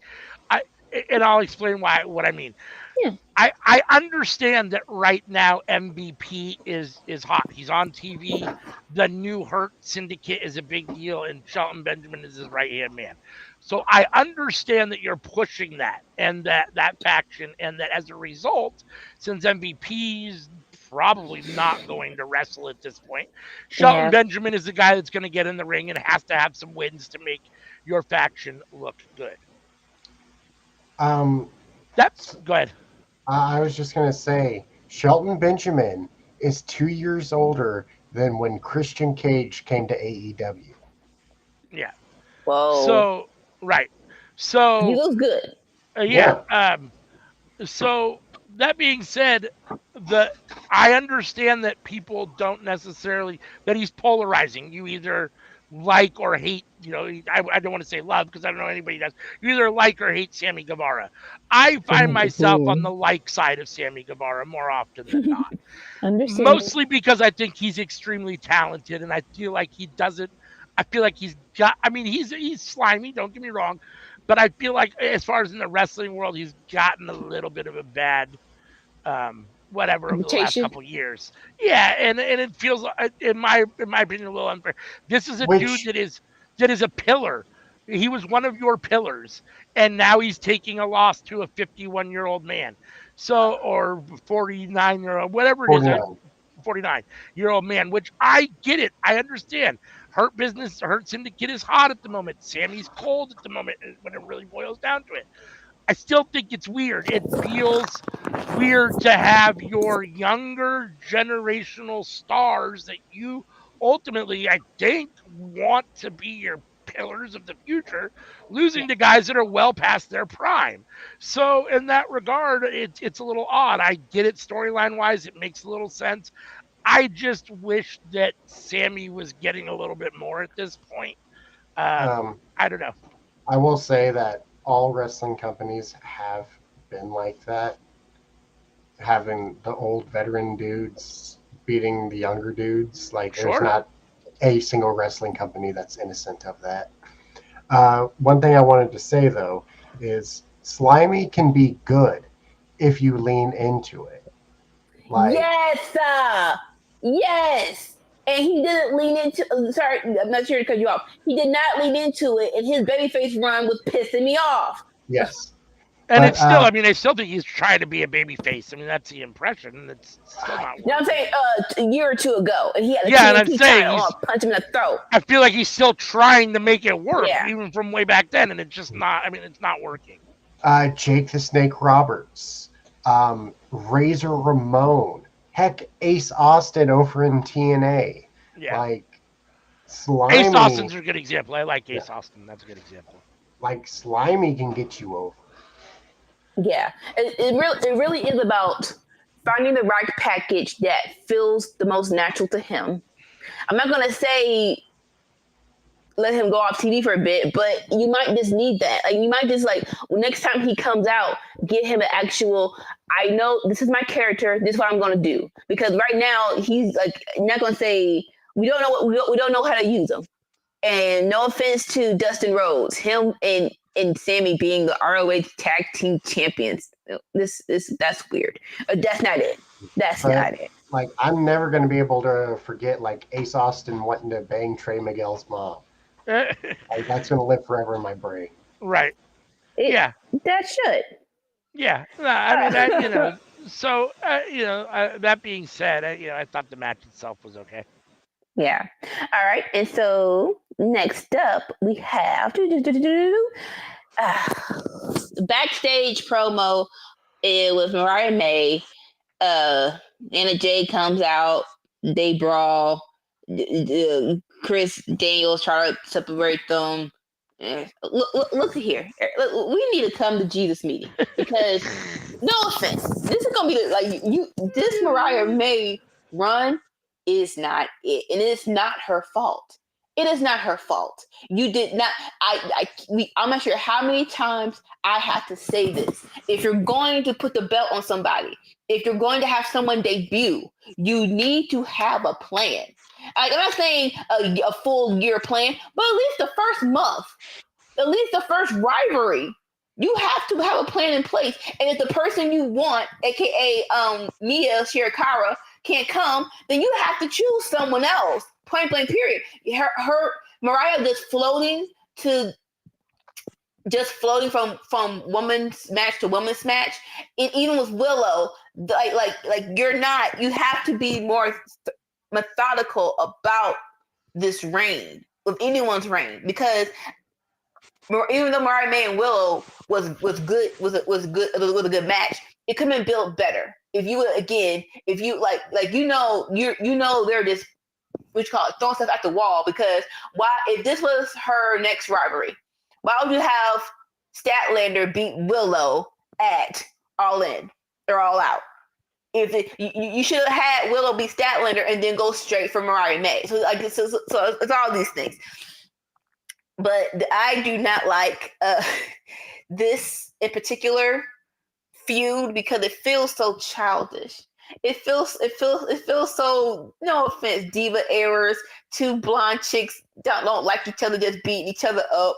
It's like we can do better. Y'all are supposed to do better, so do better. We can. Do y'all have any thoughts? It's for me, it's kind of unfortunate. I was very high on Mariah May, and to be fair, I didn't have a ton of experience with her. I'd seen maybe, a half a dozen of her matches outside of AEW, so it wasn't like I had a ton of experience with her, and I was extremely high on her. I don't know if it's booking. I don't know what it is. I feel like she's come up a little short for me, and especially now that she separated herself from Tony. And it might not necessarily be her fault. I think some of it is that she is following Tony Storm, who, don't get me wrong, at the time that she took the title off of her, it felt like the right move. But Tony was so in her bag as timeless Tony Storm that once Mariah had the title and had to carry it on, she's not Tony Storm in that regard, or she wasn't. And so she's not hitting the same way. And then I think to further Mariah's issue, you have Mercedes with the TBS championship. And I just think Mercedes is who she is, and she is a spotlight stealer. And when she has a belt by nature, she's going to be probably the biggest draw in that division, no matter whether it's the biggest belt or not. And Tony saying, I want all these belts to be equal doesn't help either. So, all those things. And I do think that Mariah has underperformed a little bit. I haven't seen the Mariah May in the ring that I feel like I saw in the few matches I saw outside. And I hadn't really heard her talk extensively, and the more she talks, the more I feel like she still needs to really develop that. Her time on commentary in that last match where she was on commentary was terrible. And I don't know.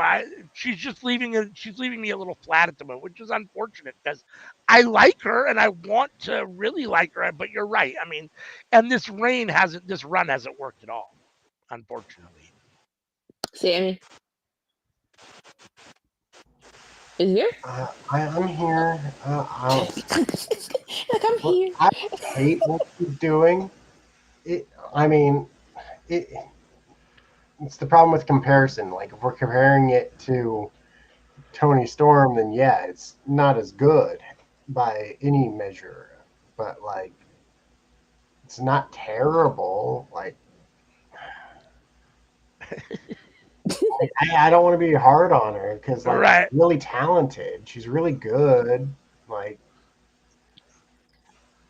All in all, I really do think because everything I'm trying to brag on myself, but I said it. I'm like, hey, Tony Storm's a tough act to follow. So yes, this is a perfect time to get the belt off of her, but you need to have a plan. You cannot. Certain people, they're so charismatic that they can, in the words, they can have a wrestling match for the broom and it'll be awesome. You have to know who those people are. And Mariah May, she's great, but she's not that good. You have to know who can bring the best out of her. And she's go ahead. Sorry, I didn't mean to interrupt you. No, I was gonna say she's still young and developing. You can tell that the more you watch her. I mean, so yeah. So okay. So to conclude this discussion, how long do you give Mariah's May reign to turn it around before you're like, all right, we gotta get the belt off of her? This isn't working. A month, 2 months? I mean, for me, it just because it doesn't feel like it's working, my instinct are to say the sooner than later. At the same time, I mean, if you could turn it around, I guess to a certain extent, and I'm not sure what it would take to turn it around, but if you could find a way to turn it around and make the run better, then maybe it would work and you could sustain it a little longer. Both of those being said, I also don't know necessarily, they haven't really positioned anybody per se to take the belt from her. I mean, Willow's the one that I feel is most positioned. It feels but you already right. You low too fast. So sorry. I mean, I don't. Who else have you really positioned? I mean, it doesn't feel like you have other people out there that, in theory, would be candidates, but you haven't pushed them like that. There's no feud. There's no storyline. There's no nothing. So it's like they haven't really positioned anybody to be, in line to feel like they're ready to beat her. So I don't know. I don't know. Honestly, you can tell people who are happy and don't want to leave anywhere.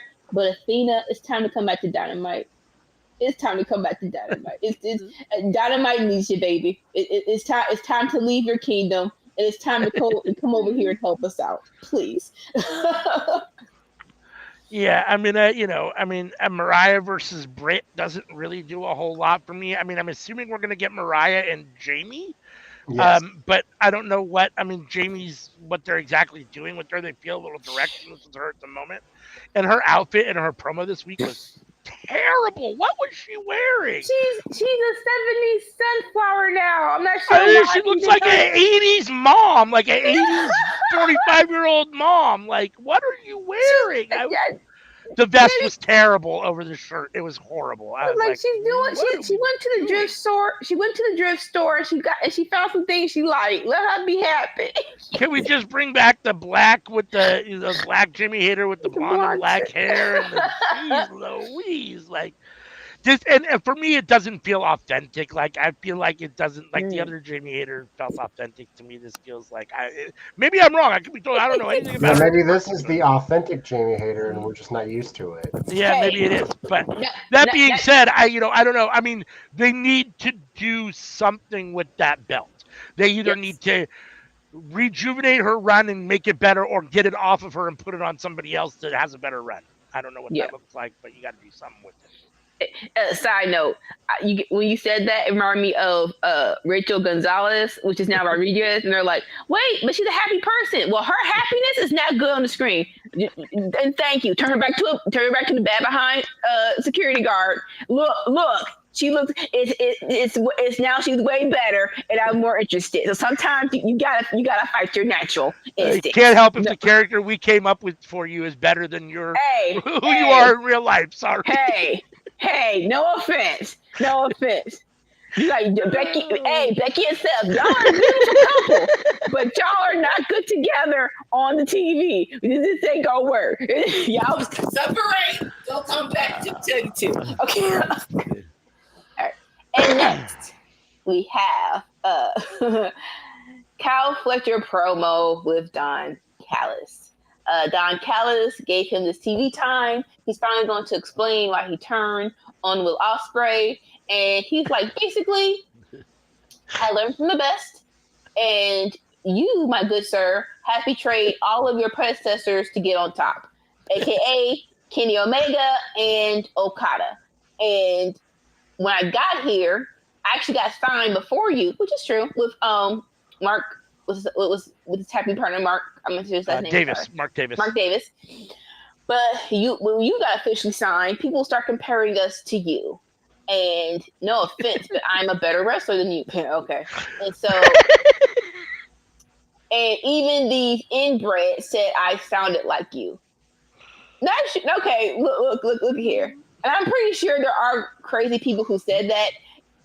I don't know how y'all listen. Sometimes the Australian accent and the British accent are kind of close. Ospreay and Kyle Fletcher's are not close. So I'm not sure who these crackheads on the internet said that, but it's not close. And then he wraps this up by he's saying, I am nothing, but he's like, that's why I betrayed you, because I'm better than you and I am nothing like you. And to prove this, he gets clippers off and he starts shaving his head and yelling into the camera, I'm nothing like you. I'm nothing like you. I am nothing like you. Now, it took me a minute or so to say this promo. He said it. It took him literally a very painful, 5 to 10 minutes. It felt so freaking long because this man was going so slow in his delivery where the freaking crowd, you have your classic crowd chant, shut the F up. No one likes you. I don't think I've ever heard a crowd chant, wrap it up. Now, Grant, I will give Kyle his flowers. He did not let the moment crush him. He had that Kevin Good line that said, this man, Don Callis, gave me all the time in the world to explain myself. So I'll give you props for that. But this was painstakingly slow. And this should be your last promo for a while, in my opinion. You're with Don Callis, so you don't have to speak. No offense. Those are all facts. I will say that the crowd did make it for me, though. Wrap it. I'm like, there's moments when I feel proud to be a wrestling fan. These were one of those moments. Wrap it up. I'm like, y'all came through. But yeah, what are your thoughts? The best thing that came out of this was Kyle Fletcher shaving that terrible haircut off, or the terrible hair off. That haircut was terrible prior to shaving it off. I'm not sure what he was trying to do with it. All the better to have a bald head, Kyle Fletcher. That being said, from top to bottom, I thought this was bad, unfortunately. And I like Kyle Fletcher, but I didn't like this. Sir, first of all, calm down a little. Like, calm down. Like, grab a Coke and a smile and shut the fuck up. Like, I I like Kyle Fletcher, but this definitely wasn't one of his shining moments for me. Let Don Callis talk. Unfortunately, when doing this, it kind of reminds you of some of his limitations. He's definitely not the best on the mic. It wasn't terrible. Okay, I said it was terrible. It wasn't that it was. The words he was saying weren't terrible per The se, but delivery the sucked. delivery was really bad. The delivery was slow. Like you said, it was painstakingly slow. And yeah, anytime that didn't feel like good heat. That felt like go away heat, and that's no good. And yeah, I mean, you're not Will Ospreay. You're not Will Ospreay. And anybody, and I don't know anyone separate from the two of them, independent, could think that they even sound anyone remotely like each other. I mean, Will sounds like he's gargling with a mouthful of gravel, for one. And two, their accents don't sound anything alike, in my opinion. So, yeah, I mean, I don't want to disparage Kyle Fletcher too much because I do like Kyle Fletcher. Yes. But like you said, I just let Don talk for a while. Or, keep it to one or two lines after somebody else has said something. We definitely don't need you to talk for 15 minutes, on the mic in the ring all alone. Send me any thoughts. Not really. It would have been better if they allowed Don to talk more. Imagine this promo with Don. Yeah. All right, we have another backstage segment with Ricochet. He's like, I'm not done with Takeshita. I am coming for that international championship. I will be on Collision. And your new catchphrase, I am out of this world. Yeah, you didn't suck, but all right. And then we have the Hurt Syndicate coming into view, and he was like, "Look," and I appreciate this. Even though we're in another company, the past was very what you call it. It was showcased. At least 1 million people seen it. So it's like, look, I know we had our issues in the past with another company, but it's a brand new day. So let me have your business card. And oh wait, I love the suit. And it's like, because so I actually love that. That was actually a very nice approach. Like if you're going to try to get me to join you, let's not act like you was not a douche to me in the past. So I appreciate that. And backstage wise, I know that MVP did want Ricochet and Cedric in the Hurt business, and you can choose one. So if you're gonna do this, I wouldn't hate it. But any thoughts on this segment? I like it. I mean, if Ricochet actually joins, I think it's good. There's nothing wrong with Ricochet. I feel like,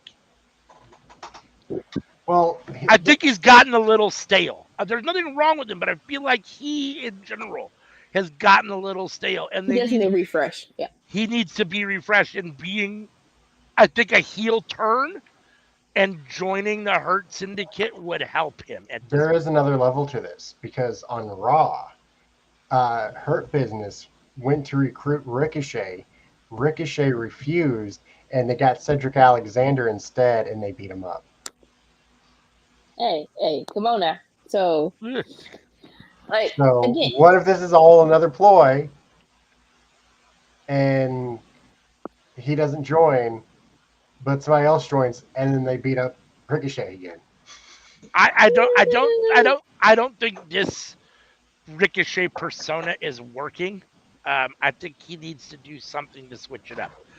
There's nothing wrong with him as a whole. He just needs to do something to spice it up. And if that's turning heel, then let's do it and see what happens. What was you going to say, Jimmy?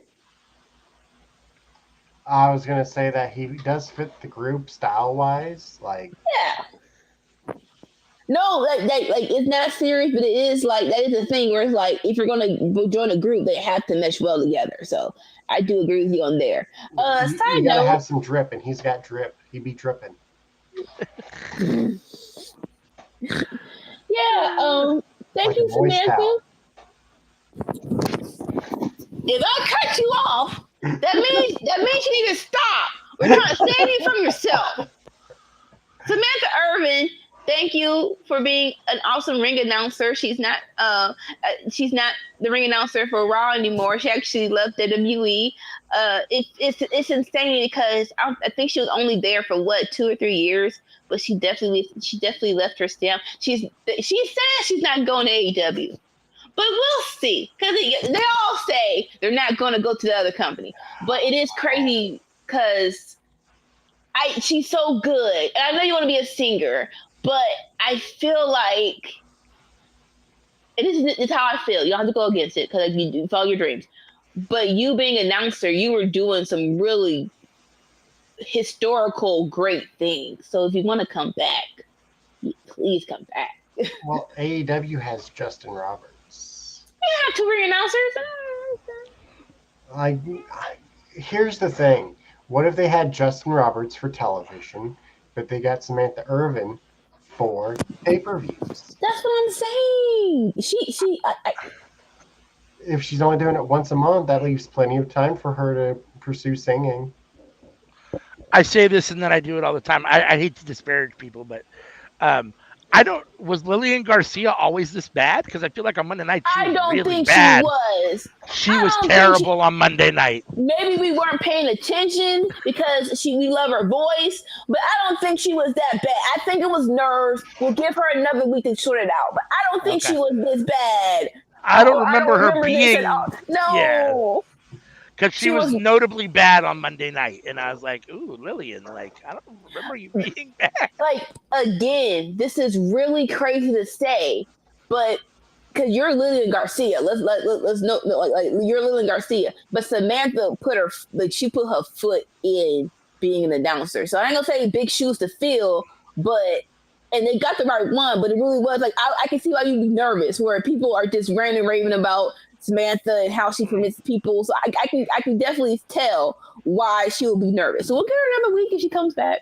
And here's the thing, like WWE is what it is, and Samantha Irvin, because she was really good at what she did, she was able to bring a light to that position. But make no mistake about it, if you can be a multi-platinum selling musical artist, that's head and shoulders above anything you're going to do in WWE as a ring announcer. So I don't blame her if that's what you're trying to do. Whether she'll be successful or not, I've never heard her sing. I don't know anything about her as far as an artist, so I don't know.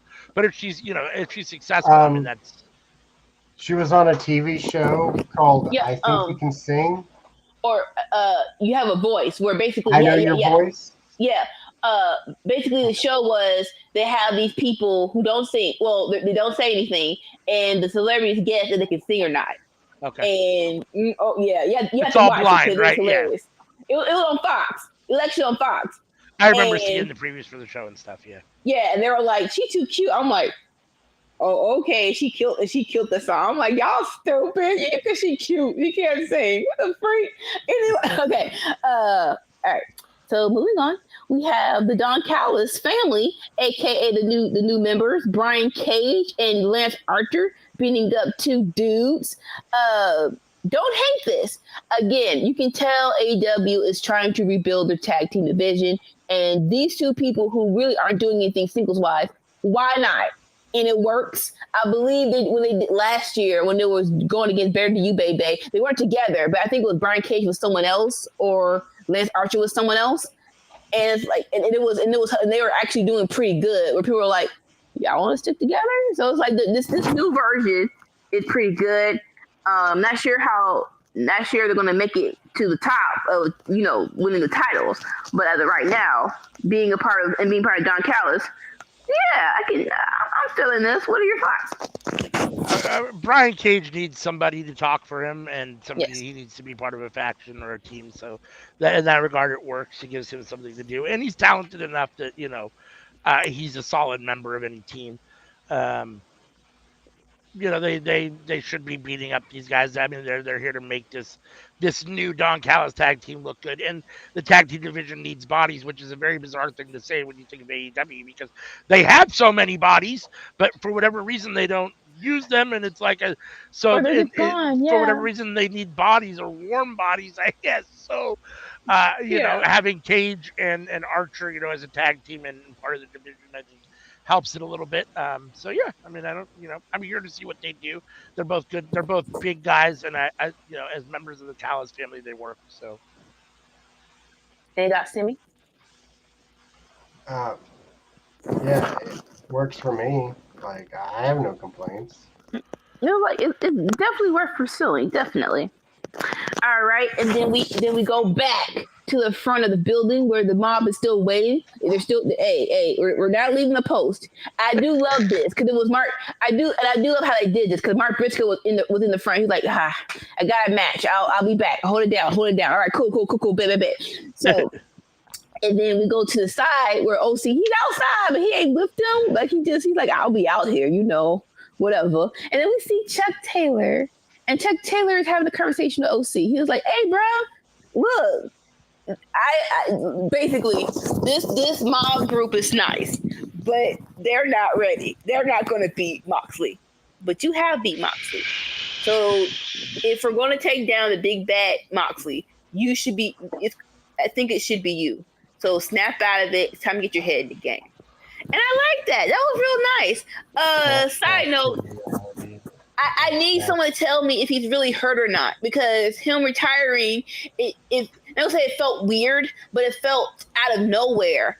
And it was like, okay, okay, it really was like, okay, is that an angle or is he actually hurt? That's just me. I love best friends. You should be able to belt them after Parking Lot Brawl, but whatever. But it was actually nice. This was nice. It made sense because you can tell, like after the whole Trent betrayal, even though OC's been wrestling, he hasn't been his usual lackadaisical self. Stop it! He has been sad. He's been sad, boy. He went back to the freaking promos, his freaking entrance music of "Where's My Mind." Granted, I love that more than the British song him and best friends came out with, but you can't be that depressed. He's been depressed. He's wearing the black shirt instead of the white shirt. So I love this conversation. And yes, he did beat Moxley. That was my match last year, Wrestle Dream. It was definitely no, All Out Chicago. And it was him versus Moxley. He lost that one, but he went back to OC. I love both of those matches. I think I loved All Out more because, that was right after the whole Brawl Out thing. And they're like, don't worry. We gonna still be here. And they both showed out. So I don't think OC is going to beat Moxley, but his next competitor, it makes sense. All right, gone. That was the year before. Either way, those two matches I loved. It was like 2 months before Moxley won the AEW World Championship. Neither Orange Cassidy, and especially not Chucky T, do not belong in the same conversation with Jon Moxley. I apologize. You cannot deny that match at All Out was great. It was great. Come on. I'm not saying, Moxley's definitely going to destroy him. But as a first challenger, it makes sense. The only person from Best Friends that belongs on my TV is Trent Beretta, and he's the only one that's not on my TV. And that makes me frustrated. Now, to be fair, they just brought Chucky T in to get beat up again, so I wouldn't want Trent to do that spot. But if he was able, I'd much rather see Trent than Chuck Taylor. Well, I have no interest in Chucky T. I understand. I'm just saying. I have no interest in Chucky T in any way, shape, or form. Was the Orange Cassidy Mox match better than the Ray Phoenix match? Oh, definitely. Most definitely. Okay. I don't know about that. Okay. The best match at All Out, OC versus Moxley. Yes, it was. Oh, well, I was talking about for the championship when Ray Phoenix challenged. He was the champion. I don't remember all of it. And you talking about Ray Phoenix versus Moxley, right? Ray Phoenix versus Orange Cassidy. Ray Phoenix versus Moxley. I'm definitely going to say no. Orange C versus Moxley, because that's when the whole it was a concussion, but someone definitely got hurt. They had to wrap it up. So So definitely Moxley and OC at All Out versus Ray Phoenix versus Moxley when he got hurt and when he was supposed to win the title like that. Orange Cassidy is what I would call an amazing, above par, very solid, great mid card wrestler. He's the very top of the mid card. He's the very top of the mid card pile. He doesn't belong in my John Moxley cereal. He just doesn't. If I got a bowl of cereal with wrestlers, Orange Cassidy doesn't belong in that bowl with John Moxley. I would take 2 servings of Eddie Kingston in that, though. Oh, yeah, absolutely. I think Eddie Kingston does belong. Even if his leg, I don't care if his leg is still hurt. Roll that, roll that dude out to join this story. That he's the only thing that's missing. He's the only thing that is missing. So I was happy to see Chucky T take a beating. That's always fun. Bruh! You know what? Next on the AEW list, we have Mark Briscoe versus Jericho in a ladder war. Don't know why it's not just a ladder match, whatever. Highlights. This was great. This was definitely great. Definitely entertaining. But we can't get past the ending, which is Jericho is passed out. Big Bill put him on his back to climb up the ladder to get the belt. Jericho beat Mark Briscoe for the ROH Championship. They tried to brighten this with Ishii coming out. Sorry, it didn't help. You're just putting icing on a poo-poo cake. Thoughts? Because I'm tired. Yeah, I mean, unfortunately, when this was all said and done, this really brought this episode down for me. I don't know why we have to have Jericho with the title again. It doesn't make any sense to me. I mean, if you want to take the belt off of Mark Briscoe and give it to somebody on the learning tree, give it to Brian Keith or Big Bill. Why does it have to go to Chris Jericho? I'm so tired of Chris Jericho. Chris Jericho needs a 9th run with the Ring of Honor World title. No, World Championship entirety. Whatever it is, like I need another hole in the head. So I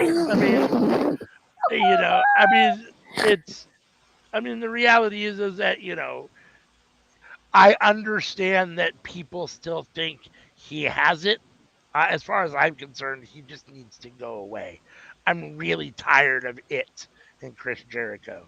I would argue whether he ever had it to begin with. I know that I stand in the minority. A lot of people love Chris Jericho. Some people will tell you Chris Jericho belongs in the conversation of, for best of all time, for GOAT, and I don't, for me personally, I don't like Chris Jericho. I never have, and I never will. And the fact that he's still on my TV 40 years later wrestling drives me nuts. I've had to watch this dude on my TV since like 1991. It's like, dude, fuck, he was like 22 or 23 or 24 at the time, and now he's 104. It feels like and now he's beating Mark Briscoe, who, don't get me wrong, I understand Mark Briscoe is not, new and up and coming. He's been around for a long time too, and he may very well be Jericho. And I was just gonna say that. I mean, he may very well be on the backside of his curve as well, but at least he's newer than Jericho, and newer as far as in the title scene, and someone that you're pushing at the moment in that regard. And he benefits more from having the belt one time and a good run and a win over Jericho than Jericho gets from beating Mark Briscoe for his 9th world title or whatever. I mean, the whole thing is stupid. The whole thing is really stupid. I think that Chris Jericho would be more in the conversation of being the GOAT if he had retired 2 years ago.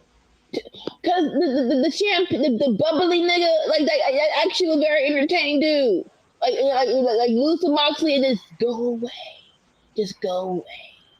But I just want to compare. It's like, even though we're mad that Braun Breaker beat Jay, at least that had a purpose. What the freak is this purpose of Jericho beating Mark Briscoe? There is no purpose. The third match. No one asked for the third match. I mean, that's a fair comparison. At the same time, you can almost argue that and again, age is what it is. We don't really, but in kayfabe years, I'm gonna start saying in kayfabe years, Jay is much older and much longer in the tooth than Braun is, right? So it has a feeling like, Braun should be kind of, not that Jay doesn't deserve it and that I wanted Braun to get the win, but like, unfortunately, Jay doesn't have that Jericho feel, but I just mean in that comparison, Jay would be more like Jericho, and at least in that, analogy. So, I mean, I don't, it's unfortunate that Tony Khan still, he clearly has a love affair with Chris Jericho. There's no other way to put it. Or Jericho got pictures on him. That's just what I was just saying. What kind of pictures or dirt does Jericho have on Tony Khan or something? I mean, because it's like, amazing. You can't do your booger sugar in front of everybody. I thought you're a billionaire. You should know this. Man, yeah, it's okay. Tough. All right. After that, we have an in-ring promo with Adam Cole, baby, and more so. Basically, he was like, "I'm not done." Wait, hold up. I can't. Tommy says that's because Jericho is a complete jerk-mo. Yeah. But yeah. Right. So Adam baby. Cole in ring, baby, and basically it's like, I'm not done with what's his name, MJF. I'm still gonna get your hands on him. I'm gonna do it by myself. And here comes Undisputed Kingdom. Adam! Adam! I love Roddy. Roddy's great, dude. He's hilarious. He is. And he was like, dude, we started this group because of you. We've been waiting for you to come back to get this party started. And we've been waiting for you to come back to beat up this fool. So we got your back. You don't have to do this by yourself. And so it's like, oh, all right, we'll get the band back together. So they're like, well, all right, we're back together. Like it was a soft reunion. All right, cool. All right. MJF, could you pine out here? And MJF, being the heel that he is, he's not there. Of course he's not. He's somewhere in Long Island getting a massage from this lady. And he's like, "You're stupid. I'm not coming out there. But you know what? I would love you fought over me. So how about we do this? Whoever has the first of three, who wins their first three matches can face me at whatever." And I'm not sure if he said the next one's coming up. What's his name? Whatever. Not sure he said an exact pay-per-view, but he said the first one who gets the three matches can face me. He said the name, but why am I drawing a blank on it as well? I can't remember. Fully loaded? No, not fully loaded. What is it? I feel like he might have said the. I don't know. I don't know what he said now. I can't remember. I don't. It's like, hold up. What's the next match? What's the next thing? Full gear. That's what he said. That's what he said. Thank you. Oh my God. Thank you. I hate that. But yeah.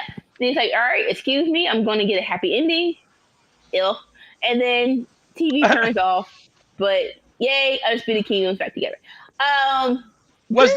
He's getting his Deshaun Watson on. Was there not a moment in time? Let me ask you guys real quick. So they were all in the ring, and the MJF came out, and Adam Cole turned himself, and he kind of had his back to Undisputed Kingdom. And was there not a half a second that I thought, are they going to turn on Adam Cole? Like, I thought, oh shit, are they going to attack him from the back per se? Just I don't know why. Like, I just thought that might happen. Did you get that feeling at all? Like, I didn't pick it up, but you're not wrong. Like, anything's possible. You're not wrong. So I'm not gonna act like, oh, that's a wild thing. Like, no, that hey, we've seen wild things happen in AEW, but I don't know how I feel about this. On the one hand, like, people need things to do, and MJF right now, he went up against Ospreay. You can't do that again. The world title, him versus Moxley should definitely not be right now. And I wouldn't mind him versus Okada, but I think even though Takeshita has the title, I still want Takeshita versus Okada first, you know? So for him versus Adam Cole, for something to do in the meantime, it's not a bad idea. But how we're getting there makes no sense. It's like you can't just tell us last year, last summer, last December didn't happen, and the reason why you're a heel now is because of this fool. So it is kind of, it's hard to get into this because it is like, hold up, you were the devil, Adam Cole, in the whole Disputed Kingdom, and like it wasn't even. So I don't know. Like I don't. I trust MJF and Adam Cole. They're gonna, when they have their face to face, they're gonna bring it around town. Like they're gonna bring it full circle. But right now, it's like, why though? Why you just want to kick MJF behind? All right, cool, it's fine. But thoughts? Yeah, I mean, I feel basically the same way. I mean, it's great to have Adam Cole back. I think he's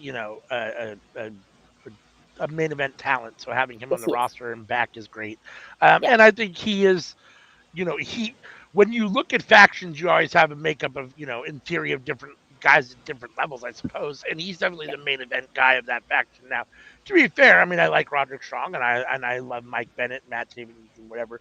And Wardlow, who hasn't been around, I guess we'll see if he comes back around. Right? What? Is that a blessing? Oh yeah. Oh, sure it is, no doubt. But so Adam Cole's the main event guy, so I mean, them kind of behind him makes sense, and Adam Cole's always been good with the faction, i.e., Undisputed Era, and so I mean, it works well. And I'm, obviously the natural story is him versus MJF. You've got to put a bow on that. I get a little tired. The greatest hits are the greatest hits, right? When you go to a concert, you want to hear everybody play the songs you know. And MJF is good at doing what he does. At the same time, this is now what, the 12th or 15th or 1000th opponents that has to jump through, 14 hoops and wrestle 5 guys before you get a shot at him. I mean, it's to the point where it's Michael Cole. This is vintage MJF at this point. So, you know what I mean? And he even plays it up in his promos. I do. So at that, it's like you can only do something so many times before it starts to wear a little or become a little stale. So in that regard, I'm not necessarily the biggest fan of that, but it is what it is. I do want to see the bow put on Adam Cole and MJF, and I think they got to do that first. I would imagine at some point, if he's around, and still, I don't even know what's going on. If Wardlow's around, Wardlow and MJF still have, an issue, and I can't imagine he wouldn't get involved in somehow, especially being a member of, Undisputed Kingdom in theory, in some sort of altercation with them. So it'll be interesting to see. I don't necessarily want that, but MJF has had so many coals on the fire that there are definitely many different ways he can go. I mean, he's had, many feuds with so many people that never really wrapped up that, Adam Cole and Wardlow are just two off the top of my head, that could be taken care of. So I'm here for him and Adam Cole. I don't know about Wardlow. Yeah. Yep. Send me thoughts.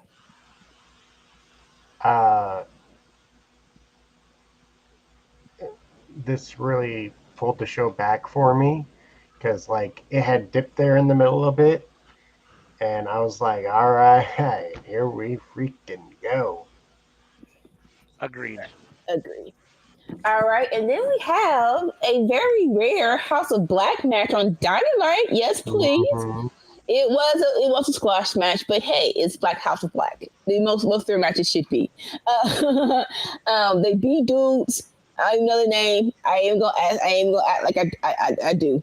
And local talent. Yeah. And after they win, Mr. Buddy Matthews gets on the mic. And short and sweet, he's like, now that he is clear, me versus Adam Cole, baby. Yes, please. And then we have this backstage segment where Undisputed Kingdom is in the back, and they ask Adam Cole, how did he feel about being called out? He's like, well, let's talk about let's ask him right now. So you meet up to the entrance where House of Black comes in from the back, and he's like, so what you call me out for? What's your problem? Oh, we face ain't gotta say nothing. And Matthews just Buddy Rogers like, Buddy Matthews is like, just simple and plain. I just want to show that you're still weak. I'm like, and now the whole staging of this and could have been better, but I like this. Like, if you are a House of Black fan, that's usually their mission. To target people who they think are weak in mind and try to manipulate people. So, and this is Adam Cole's first match back. So yeah, it's like, okay, a little mind games. Do you still have it? Can you still go in the ring? I like, even though it's short and sweet, I like this. Your thoughts on any of this? I like when people that aren't great talkers know they're not, and so they just stick in their wheelhouse, which is what Buddy Matthews does. Very short and sweet, just get to the point and be done with it. That's, at the same time, he's not terrible. There are worse promos out there, but when it comes down to it, he's not a great promo. I mean, I'm here for Adam Cole and Buddy Matthews. I mean, anytime Buddy Matthews wrestles is always amazing. So, and Adam Cole's a very solid wrestler. So, I mean, the match on what? Is it that he's not terrible, or that he just sticks to his wheelhouse? And because he sticks to his wheelhouse, we don't see him be terrible because he doesn't allow himself to be terrible. Yeah, no, I mean, that's what I was just saying, know your limitations. If you know that that's maybe one of your weaker spots or one of the things maybe you're less comfortable doing, just keep it to where you are comfortable. Short and sweet, send your little one line and move on. You don't have to Ethan Page it and speak for a half an hour, if you're not comfortable doing that or ready for that, or if, heaven forbid you actually listen to people around you that might say, hey, don't do that. No one wants to hear that. But, so in that regard, no, I mean, knowing your limitations is always good. And I think Buddy knows that talking isn't necessarily his wheelhouse, or long promos is not his wheelhouse. That, he's a get in and get out guy, say his little line and move on. So in that regard, it works fine. And like I said, Adam Cole versus Buddy Matthews should be great. So here for that. And here for House of Black on AEW or on Dynamite. Squashing local talent is what it is. I mean, they probably should be, beating.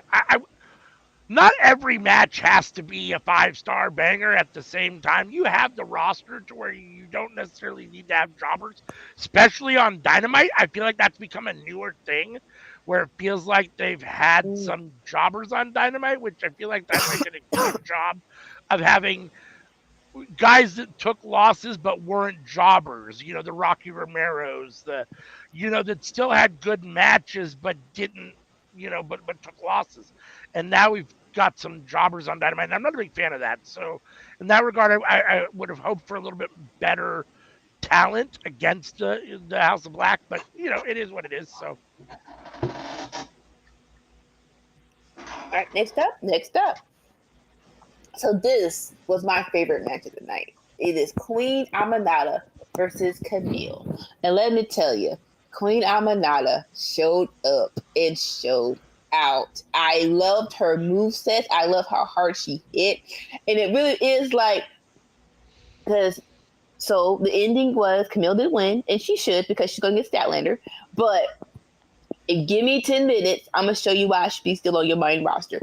Again, I don't like, it's not a black thing, but this felt more, no offense, I have to say that, but this felt more, of we're getting Queen Aminata over than anything she was doing with Serena Deeb or that week when they were in Pittsburgh with Breaker. And it felt weird.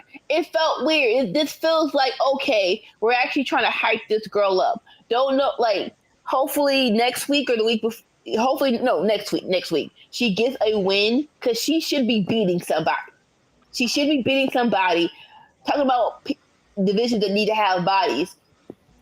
The women's division needs some bodies. You need some contenders. Like we just talked about Mariah May.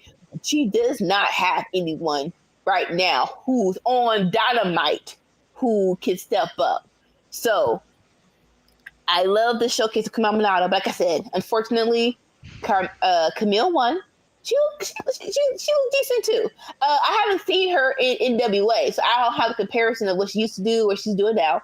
But for me, like, I didn't see anything that sucked. Like, she won. Mercedes comes in, she celebrates. Here comes Statlander to go toe-on-toe with Queen Aminata. She was spearing full-grown men. That's what she was doing in the NWA. Okay. So I love her as a bodyguard. But that little piece of information, like, I do agree with certain people that Mercedes, I know you love your heels, but to get the full dynamic of big big security guard, little champion. You got to take the heels off, baby. You got to take the heels off so we can have the dynamic of this is your muscle. This is your muscle. But yeah, Statlander stands toe to toe with Camille. Mercedes tried to get a cheap shot, but cheap shot didn't work. Statlander and Camille go toe to toe, banger banger. Camille gets the upper hand. And I'm pretty sure we get that match sooner than later, which is fine. You know, it's cool. But your thoughts? I hope Camille goes over. She's because I do love Camille, but I think they're pumping Statlander for Mercedes, so I'm not sure that's going to happen. How they did like Cody and Wardlow back in the day to face MJF. Oh, maybe. Again, you actually have to have some input and thought into stuff. I don't think TK has that. We'll see. So I think this is interesting for me because, in my opinion, if you're talking about levels to wrestling and skill and talent, for me, and I like Camille, for me, Queen Aminata is higher than Camille. She's more athletic. She's got a better moveset. I even think she talks better. In that regard, Queen Aminata should be beating Camille. That being said, Camille is the muscle for Mercedes, who's the champion and being booked in an extremely strong position. So in kayfabe world, I understand why Camille is getting the win. I don't like that, though. I feel like Aminata should be on the level of the Mariah Mays, the Mercedes. I'm not saying she's as good as Mercedes yet, but she should be competing with those guys. Camille should be a level below her, in my opinion. So her taking the loss here, I don't really care for. She at least had some good offense. Camille, I was big on Camille in NWA. I thought it worked well. I thought, okay, she's on a show that is still ultimately not seen that much with a lot of people that are still learning. It's kind of a stepping stone place, even though NWA has a pedigree. This new iteration is kind of going to be a stepping stone for some people, as you see a lot of people went from there on to other stuff. And, and I thought, okay, Camille's going to be the next big woman off of there. And since being in AEW, I'm disappointed. I don't see a whole lot of growth from her, what I saw her do in NWA to now. To be fair, I stopped watching when Tyrus became champion, so I don't know what she looked like after that. But up to that point, she looks like the same Camille, and I felt like at that point she needed a lot of help still in developing. So, I feel like they're pushing her probably more than she should be at this point. She has the look and all that stuff. I don't dislike her. I just feel like she's still really rough. And especially when you're comparing her to someone like Queen Aminata. So in that regard, it was a little disappointing, but I get it. I mean, it does make sense.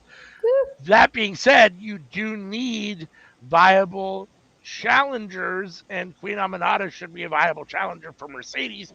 I think you're right. Stat's going to get the win probably over Camille, which gets her a match against Mercedes, which is fine. Statlander should be beating Camille, but Camille and Statlander feel like a more on par match than Aminata. For me, Aminata feels a little above both of them. It's just skill wise, and especially moveset wise and athletic ability in the ring. She's a lot funner to watch. She's so much more athletic, in my opinion. So I'm not a big fan of the. I'm not a big fan of the men either, but big, clunky, not clunky, but big. Giants versus giants. No. I'm not a big fan of slow-paced, big working wrestlers. Like, I'm not, the I'm just a big monster guy or monster girl. I'm not a Gunther big fan versus of that. Randy. Yeah. Bronson versus Braun Strowman. Right. And even less the matches, but just those characters a lot of times. And Camille is that character. Like, she just is supposed to be the monster that just only has to do a couple moves and get the win. And that's not my style. I much prefer someone like a Queen Aminata who actually has a move set and does other stuff and is fluid and looks good doing it and isn't just the giant, I just stomp you. You know what I'm saying? So, Yeah. but again, as I say almost every time I stop speaking, it is what it is. You know. Big men shoot threes now. It's time to evolve. So I definitely get that. Like I said, it makes, again, if you have not been watching Collision and you're watching Dynamite, Aminata is new to you. So she should be getting beat by Camille, who has the backing of a Mercedes Moné. Sure. So in that instance, it makes sense. But like I said, Queen Aminata showed out. So this better be her last win. I mean, her last loss. She better get a couple of wins next time she's in this ring. That's just me. Right here. There you go. So I'm pretty sure this happened earlier on, but I'm not sure when. So we still have a mob outside. A car comes up. The thing is John Moxley. It's Christian Cage. He's like, all right, back up. All right, new champions coming through. Look, I don't like that he won this Money in the Bank contract, but Christian Cage is still Christian Cage. So either time to be Christian Cage that didn't involve him winning a championship, winning the World Heavyweight Championship, I will enjoy. Fast forward, he has an in-ring segment, but he gets interrupted by Hook, and whoever it wasn't Renee. I'm sorry, baby girl, I don't know your name. Someone was trying to interview Hook while he was coming to the arena, and he was like, "Hook, did you not find who hurt your father?" He's like, "Yep, I'm going." I'm gonna say statement. Hook says, "Yeah, I'm going to the ring to beat his ass."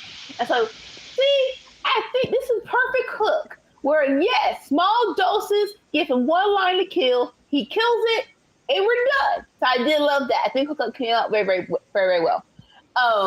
So he came out. He's beating. He lunges towards what you call it, the patriarchy. He's getting the upper hand, and then I want to say Chris Hemman so bad. What's his name? Who's his name with the blonde hair? Kip Sabian. Kip Sabian gives Hook a low blow, and the patriarchy has the upper hand. Christian Cage gives him the kill switch. I'm being old. I want to say to turn the lights off, like turn the lights off switch. The kill switch to Hook onto his, what do you call it? Yeah, his heavily guarded contract.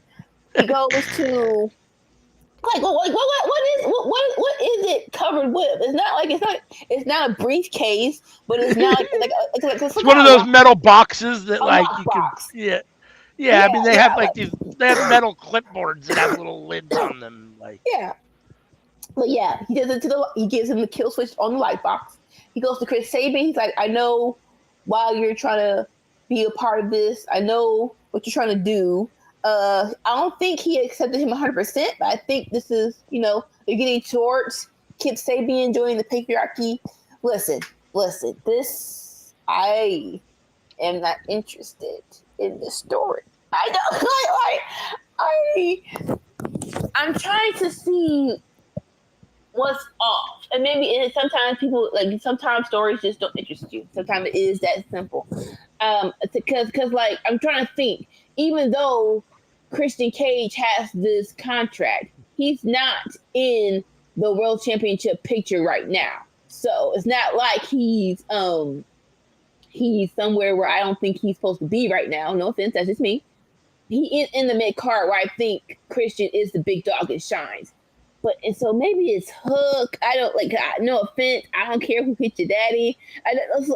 This isn't working for me. I feel don't know where we're going with this, but I don't care. Just do the match and do what you need to do. Let Kip join, let Kip not join, but get it over with. That's just me. What are your thoughts? What's his name? Kill Switch Luchasaurus is out, so they need someone else. I guess they feel like they need another person. And Kip was doing nothing, so it is what it is. I mean, Kip Sabian doesn't do anything for me personally, individually, and him joining the patriarchy is what it is. I don't care one way or the other. Is this okay? Here's what I wasn't clear about. Is it a known, absolute known fact now that Christian attacked Taz, or is this just what Hook believes? Because if it's just what Hook believes and there's still something else going on, okay. If it was Christian, this is really stupid. And it doesn't really make any sense. And again, we have a poor payoff.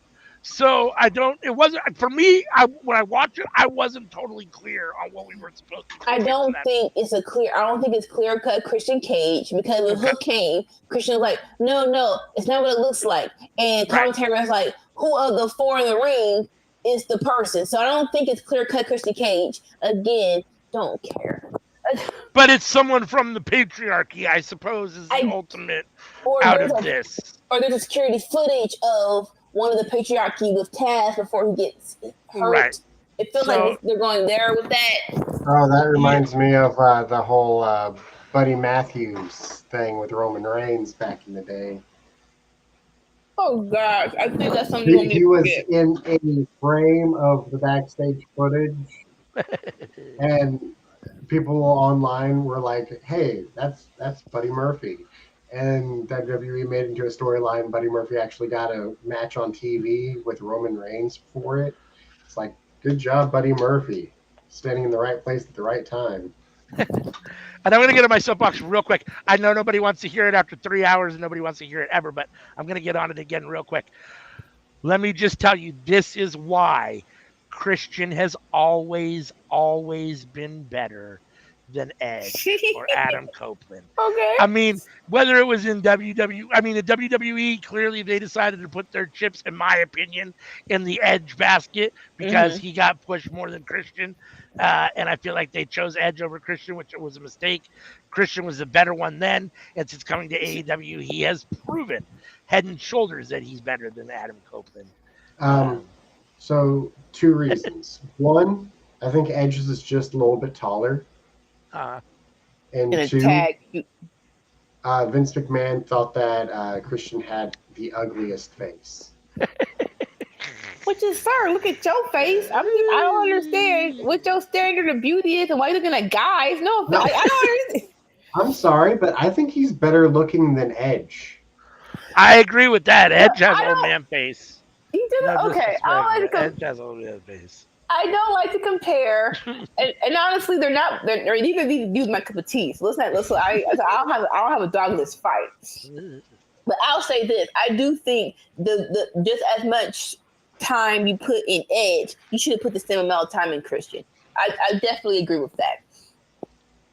All right, and so it's time for the main event, which is the Elite, aka the Young Bucks, Matthew Nicholas Jackson and Okada versus Daniel Garcia and Private Party. Again, I love this. They're like, we keep showing shots of the babyface group trying to stop Moxley before coming in. And so Garcia and Private Party are like, hey, we got to go, got a match, but hey, we'll be back. It's cool. This match was good. Did anybody come back, though?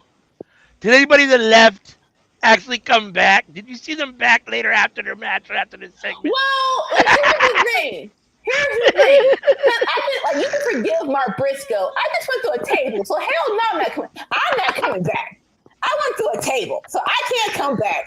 What good am I going to do? What good am I going to do? Let's just say the crowd had thinned out a little by that point. Right? And then this is the main event. So I can't. So what? Show over. Ain't no point of us coming back. Cause after this, show over, show go. But I like that they're released like in spirit. Okay, so. Like I said, this was a very, very good match. And they are trying to beef up this division. And I conclude with Private Party and Garcia beat the Young Bucks. It's a trios match, but still very interesting. So it's a trios match, right? So no belts exchange hands, whatever. Elite are going up the ramp. Isaiah gets on the mic. He's like, we are going. This proves to you that we deserve another shot at those tag team titles. So let's up the ante here. Hey, you give us one more match. If we lose, Private Party disbands.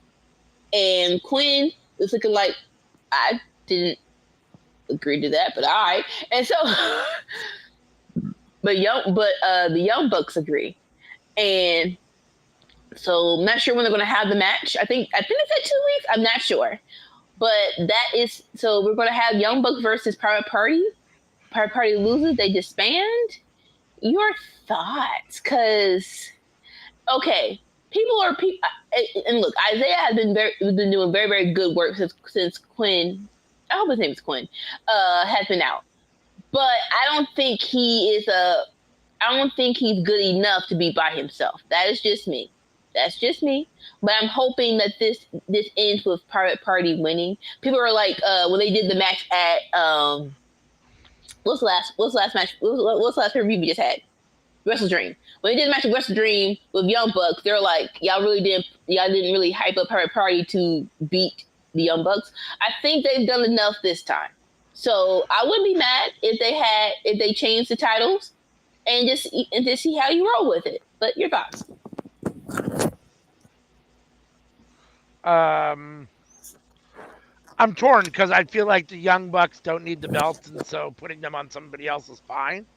And a group like Private Party would get a huge boost from having the belts.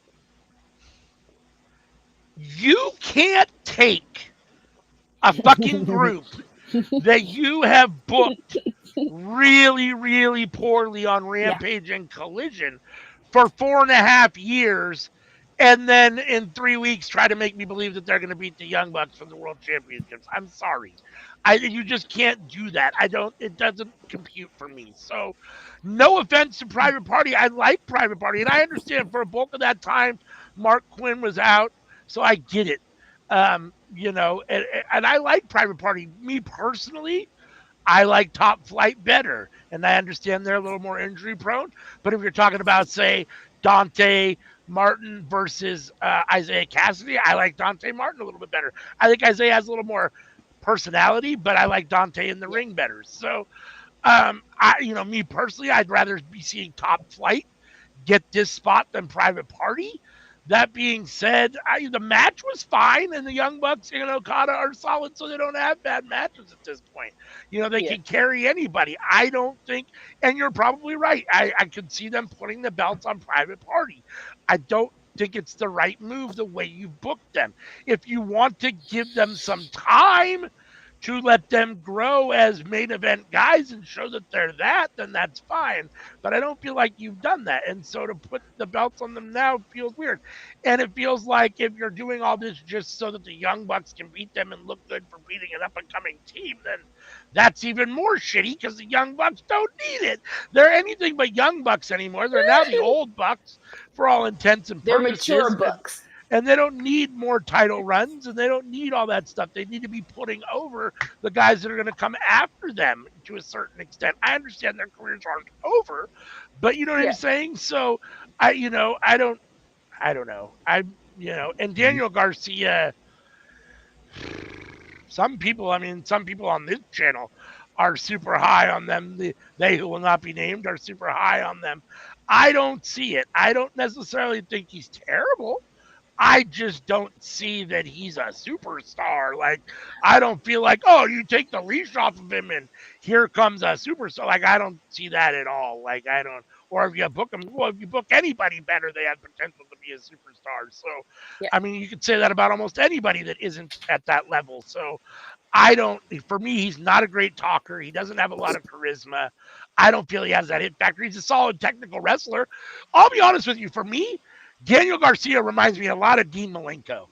That's who I equate him with. He's very technical, no personality. Great technical wrestler. I wouldn't say no personality. He has a little more personality than Dean. I'll give him that. He has a little bit more personality than Dean. I thought the dancing was okay. That was the most personality he's ever shown, and that was okay. So this felt a little odd to me. And when this was the main event of Dynamite, I was like, this belongs like in the middle of the show. Like, you don't have a better match for the main event. Like, we were just talking about, like, I was just thinking to myself, I asked on Tuesday night, I was talking about the clown of the week was people that are talking about AEW reaching WCW proportions. And then I asked that question and we talked about it. And then I was watching this week, and that's, in the back of my mind. And I'm not saying that in any way, shape, or form did they have that feel, but I'm just thinking to myself, this is the main event of AEW Dynamite. Like, it felt a little down. Like, even though it's got the Bucks and Okada in it, for some reason, Private Party with Daniel Garcia just doesn't feel like a main event to me. And the match itself was fine, and they got the win. And so I mean, it is what it is. I don't know. Okay, so a couple things.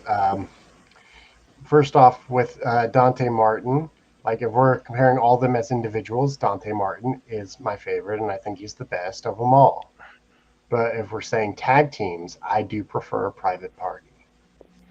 And you're just assuming the Young Bucks are going to win. Maybe the Hurt Syndicate gets involved. Private Party joins the Hurt Syndicate. Private Party is the new tag team champions. Yeah. I don't hate any of this. I will say this though. I like him more than Jack Perry. When they did the whole nose to nose, Jack Perry looked like a child. Yes, Dan Garcia should beat Jack Perry for that TNT title. I wholeheartedly agree with that. I'm not sure why you did the whole head-to-head thing with Daniel Garcia. Sir, you look like a child. You look like a child. That's a good spot for Daniel Garcia. I mean, that TNT title, the Continental Championship, any of those lower titles is a decent spot. I mean, he's a good enough wrestler to be competing for those. You think? Well, no, I'm just saying those titles. I know that Tony sees all those titles as equal or wants them to be seen as equal, but they're really not. So, I mean, yes, with Ospreay having it, no, he shouldn't be beating Ospreay. I'm just saying, like, that title down the road at some point could be one that he could hold. I'm talking, sans the world title, like any title but the world title, I guess. I mean, in theory, should be somewhere in his wheelhouse. I suppose I'm okay with that. But yes, the TNT title is definitely, a spot for him. Yeah.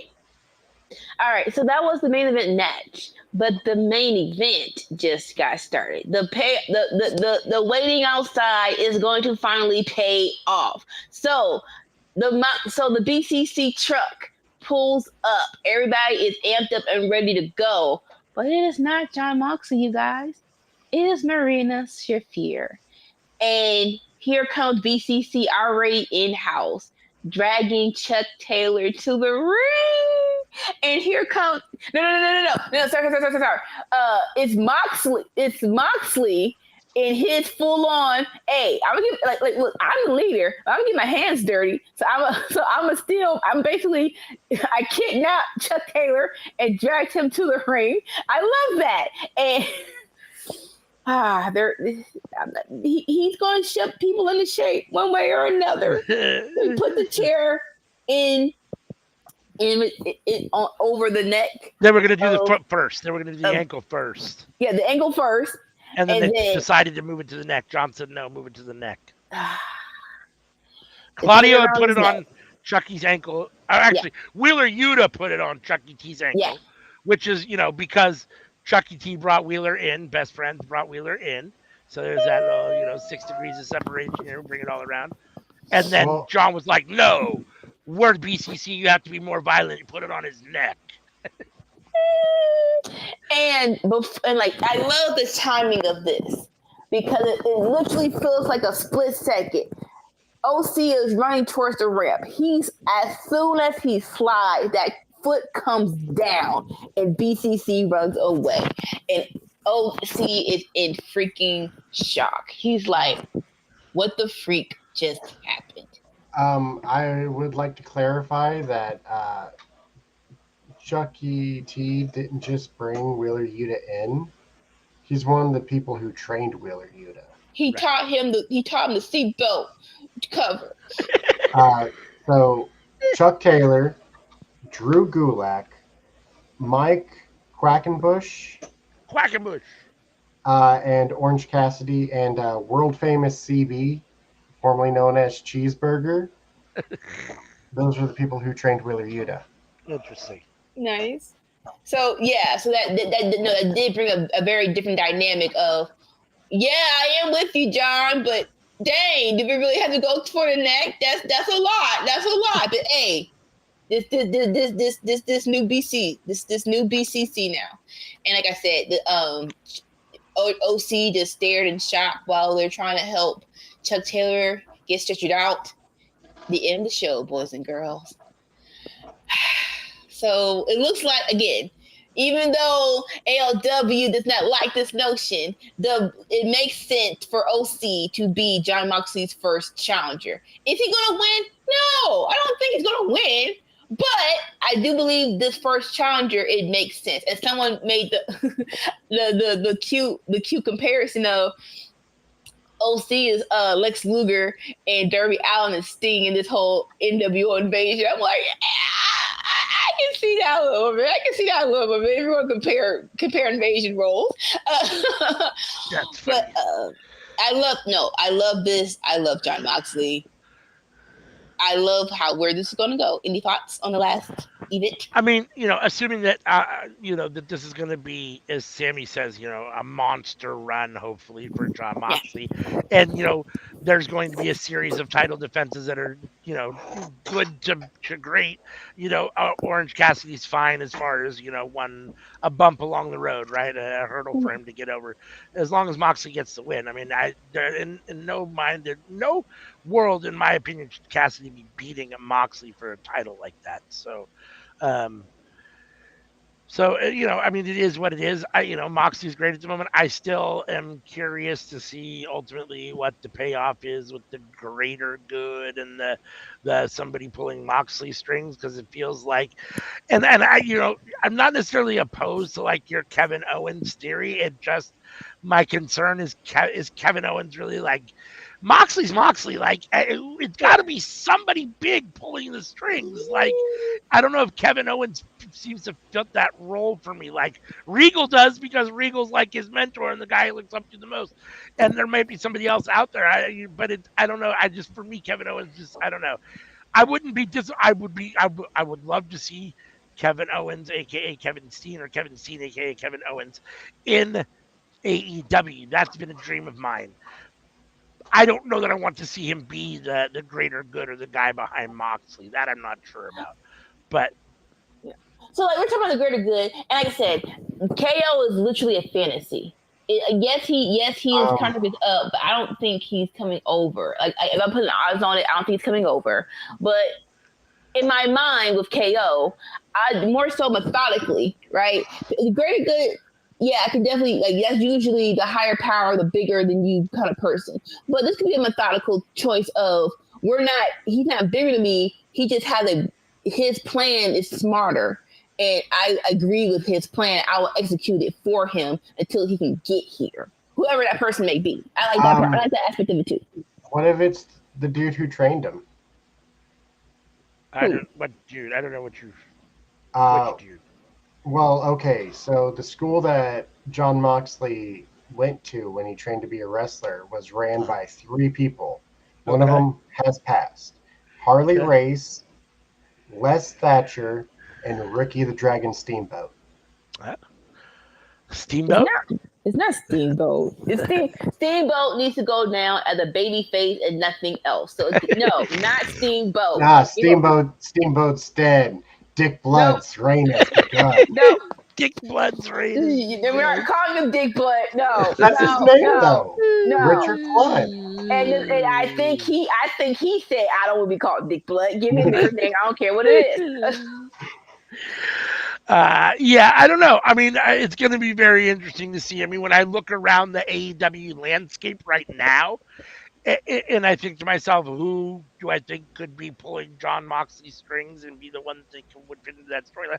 There really isn't anybody, honestly, that I feel like, I mean, short of, I mean, I don't even know. I mean, there's nobody that I can even think of other than Regal, who's not there. I mean, that's the only person that comes to mind. He's not even on the roster. So you might be a little excited if it's Shane McMahon? Oh, God, no. Oh, I mean, I don't necessarily have a major issue with Shane. Like, I always kind of liked Shane a little bit, especially when everybody else hated him. I kind of liked him a little bit. But for me, that would be a little deflating. I mean, that would work. That wouldn't be that would be one that's somewhat believable. Not because Moxley would listen to Shane, but because Shane has money and Shane could whatever and that kind of stuff. So I could kind of see that a little bit. It's got to be someone that's a big wig, a rich guy, a big deal that's pulling. Because it's Moxley. I mean, it can't just be another wrestler. It can't just be a peer. Like, it's got to be somebody. And there's only so many of those people in AEW at the moment. But I hadn't thought of Shane. Shane would be interesting, I guess. The only name that really comes to mind, and it doesn't work, and I don't necessarily want it in any way, shape, or form, but could be the kind of person that could fill that role, would be like a Don Callis in lieu of a William Regal. Like, he has that feel to him to a certain extent. Like, they don't have that relationship, and there's not going to be that whatever. But I'm just saying, like, that kind of a person. You need that, in my opinion. And there isn't one of those on the roster at the moment. So it's going to be very interesting to see what they do. Mox's first opponent, Tommy Dreamer. That work for you? No. Oh, behind dude. No. Well, if he would be in a wrestling capacity, that's why I think he would work. Yeah, I don't know. I mean, again, it's the way that I don't know. The way John has made it sound like he's working for somebody, it's got to be somebody powerful, and I don't know. I mean, I don't know. It's got. There's just I don't know. There's nobody. So we'll have to see. That being said, I just don't. It doesn't. I mean, it doesn't. So there's anybody out there. I mean, I keep hearing Tony Khan in my head, but then that doesn't make any sense. Like, he doesn't want to be on camera or involved like that. That wouldn't make any sense. You want to change your own company? Like, you're the one that's made it. You can change it already. Like, you're going to change it. So obviously that doesn't work. I mean, Don Callis is doing what he does. That doesn't work. There just really isn't anybody. So yeah, you'd have to bring somebody in, I would think, and I don't know who that could be. So. And they made it pretty clear it's not Jeff Jarrett. Thankfully. So I guess we'll see. So that was the end of AEW Dynamite. What are you guys' grades? I'll let you guys go first, because I'm kind of split between a B+ and a B. This was one of the lower Dynamites. I love the angle, but the whole Mark Briscoe getting beat by Chris Jericho brought it down. I love Caminata. I love the trios match, and you convinced me. B+. I'll give it a B. I'll give it a solid B. So I thought this was down for me, definitely for AEW in general when we do this show. And wrestling wise, it was really down. There wasn't a whole lot of great wrestling. The main event was solid as far as wrestling goes, but other than that, and even then, like I said, it felt like it should have been in the middle of the show instead of at the end. So, Camille beating Aminata kind of bothers me. I think Aminata, not that she should get the win kayfabe wise, but just that that's how they booked it in such a way that she's losing to Camille, bothers me.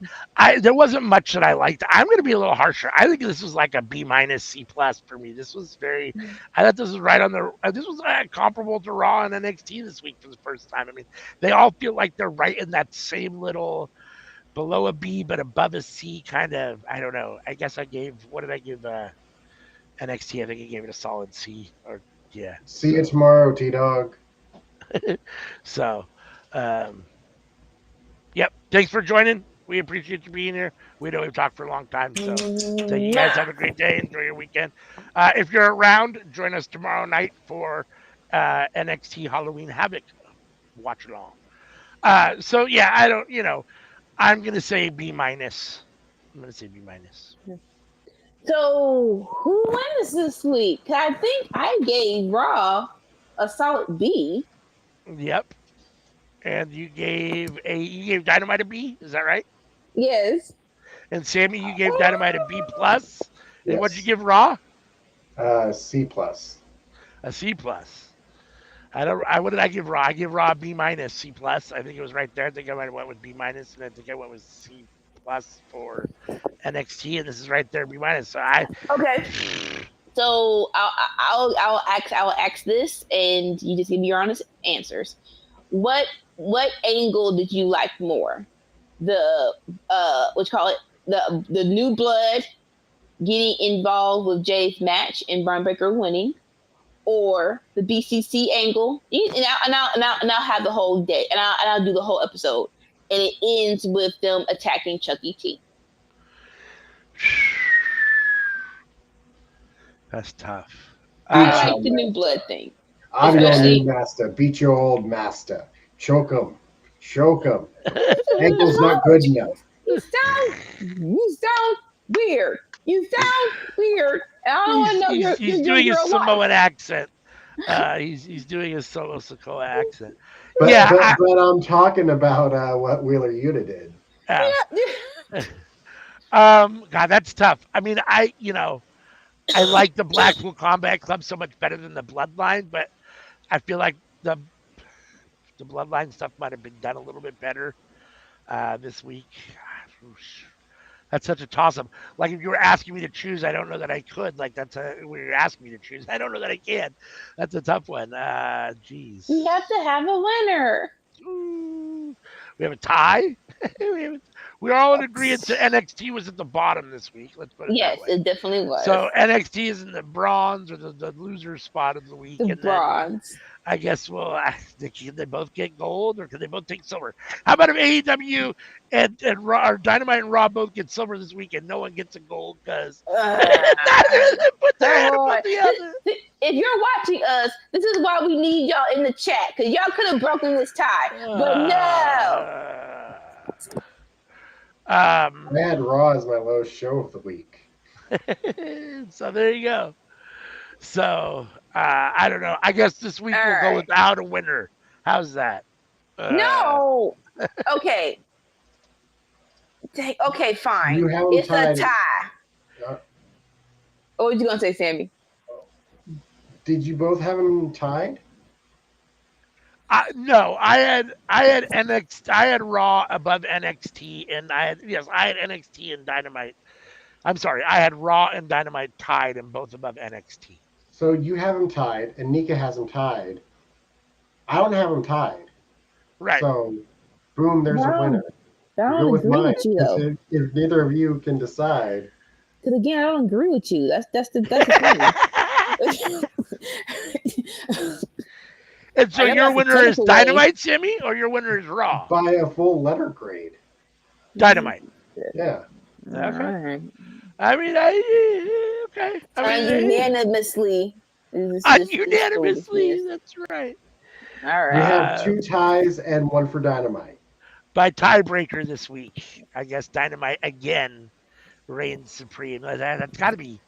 This is episode 12. It's got to be a 10 out of 12. I'm trying to think. When is Dynamite lost? They've lost again. Once or twice. Y'all keep asking this question, yo.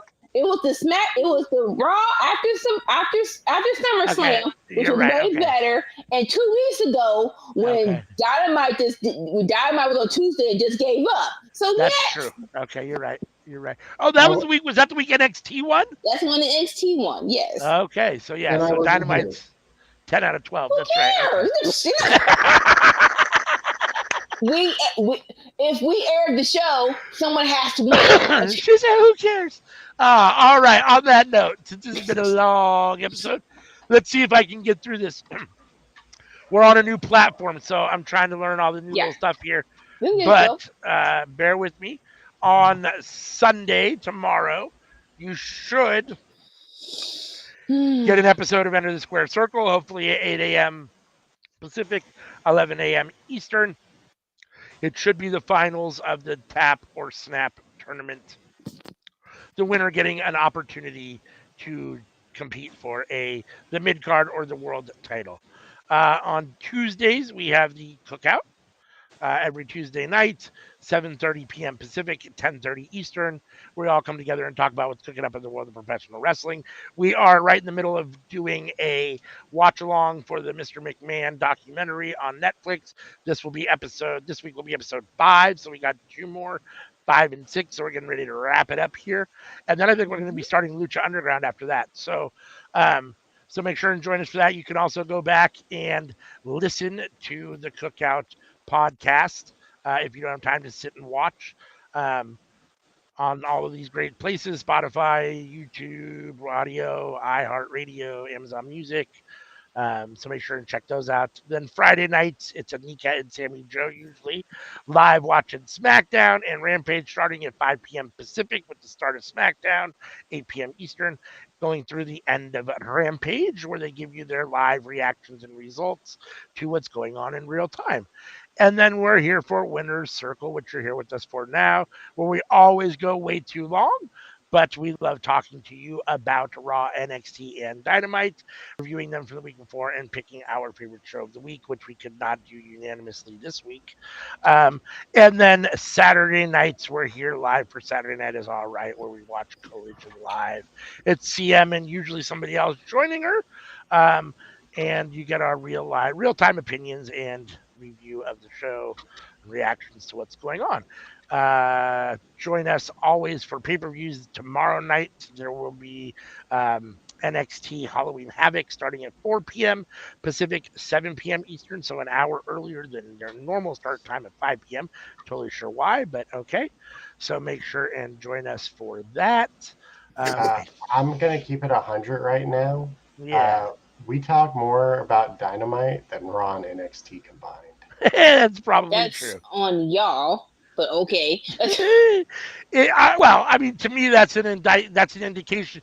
I mean, it coincides with the fact that it's won 10 out of 12 weeks. I mean, it tends to be the better show and the one that is juicier to talk about. So Drives discussion. yeah. And to be fair, I talk a lot, so I'm probably guilty of being the one that talks the most. So I apologize for holding everybody up. But thank you to all of you for tuning in, and for all the subscribers that we have to date. If you're new and you're not subscribed, hit the subscribe button, hit the like on this video. Hit the bell to be notified. That's the best way to make sure that you get notified every time we post something on YouTube. You can scan this QR code and that will take you to Linktree, and from there you can get to all of our social medias from one place. You can engage with us everywhere we are, so we love to hear from you guys. Always check the community tab on the YouTube channel, and that'll give you, that's where I like to post updates for something's going on, or questions, or things, who's going to win a match, or that kind of stuff in upcoming pay-per-views, so make sure and check that out. I'm going to see if we can do this without messing this up. I think until next time, unless anyone has anything else to say. Peace. Bye.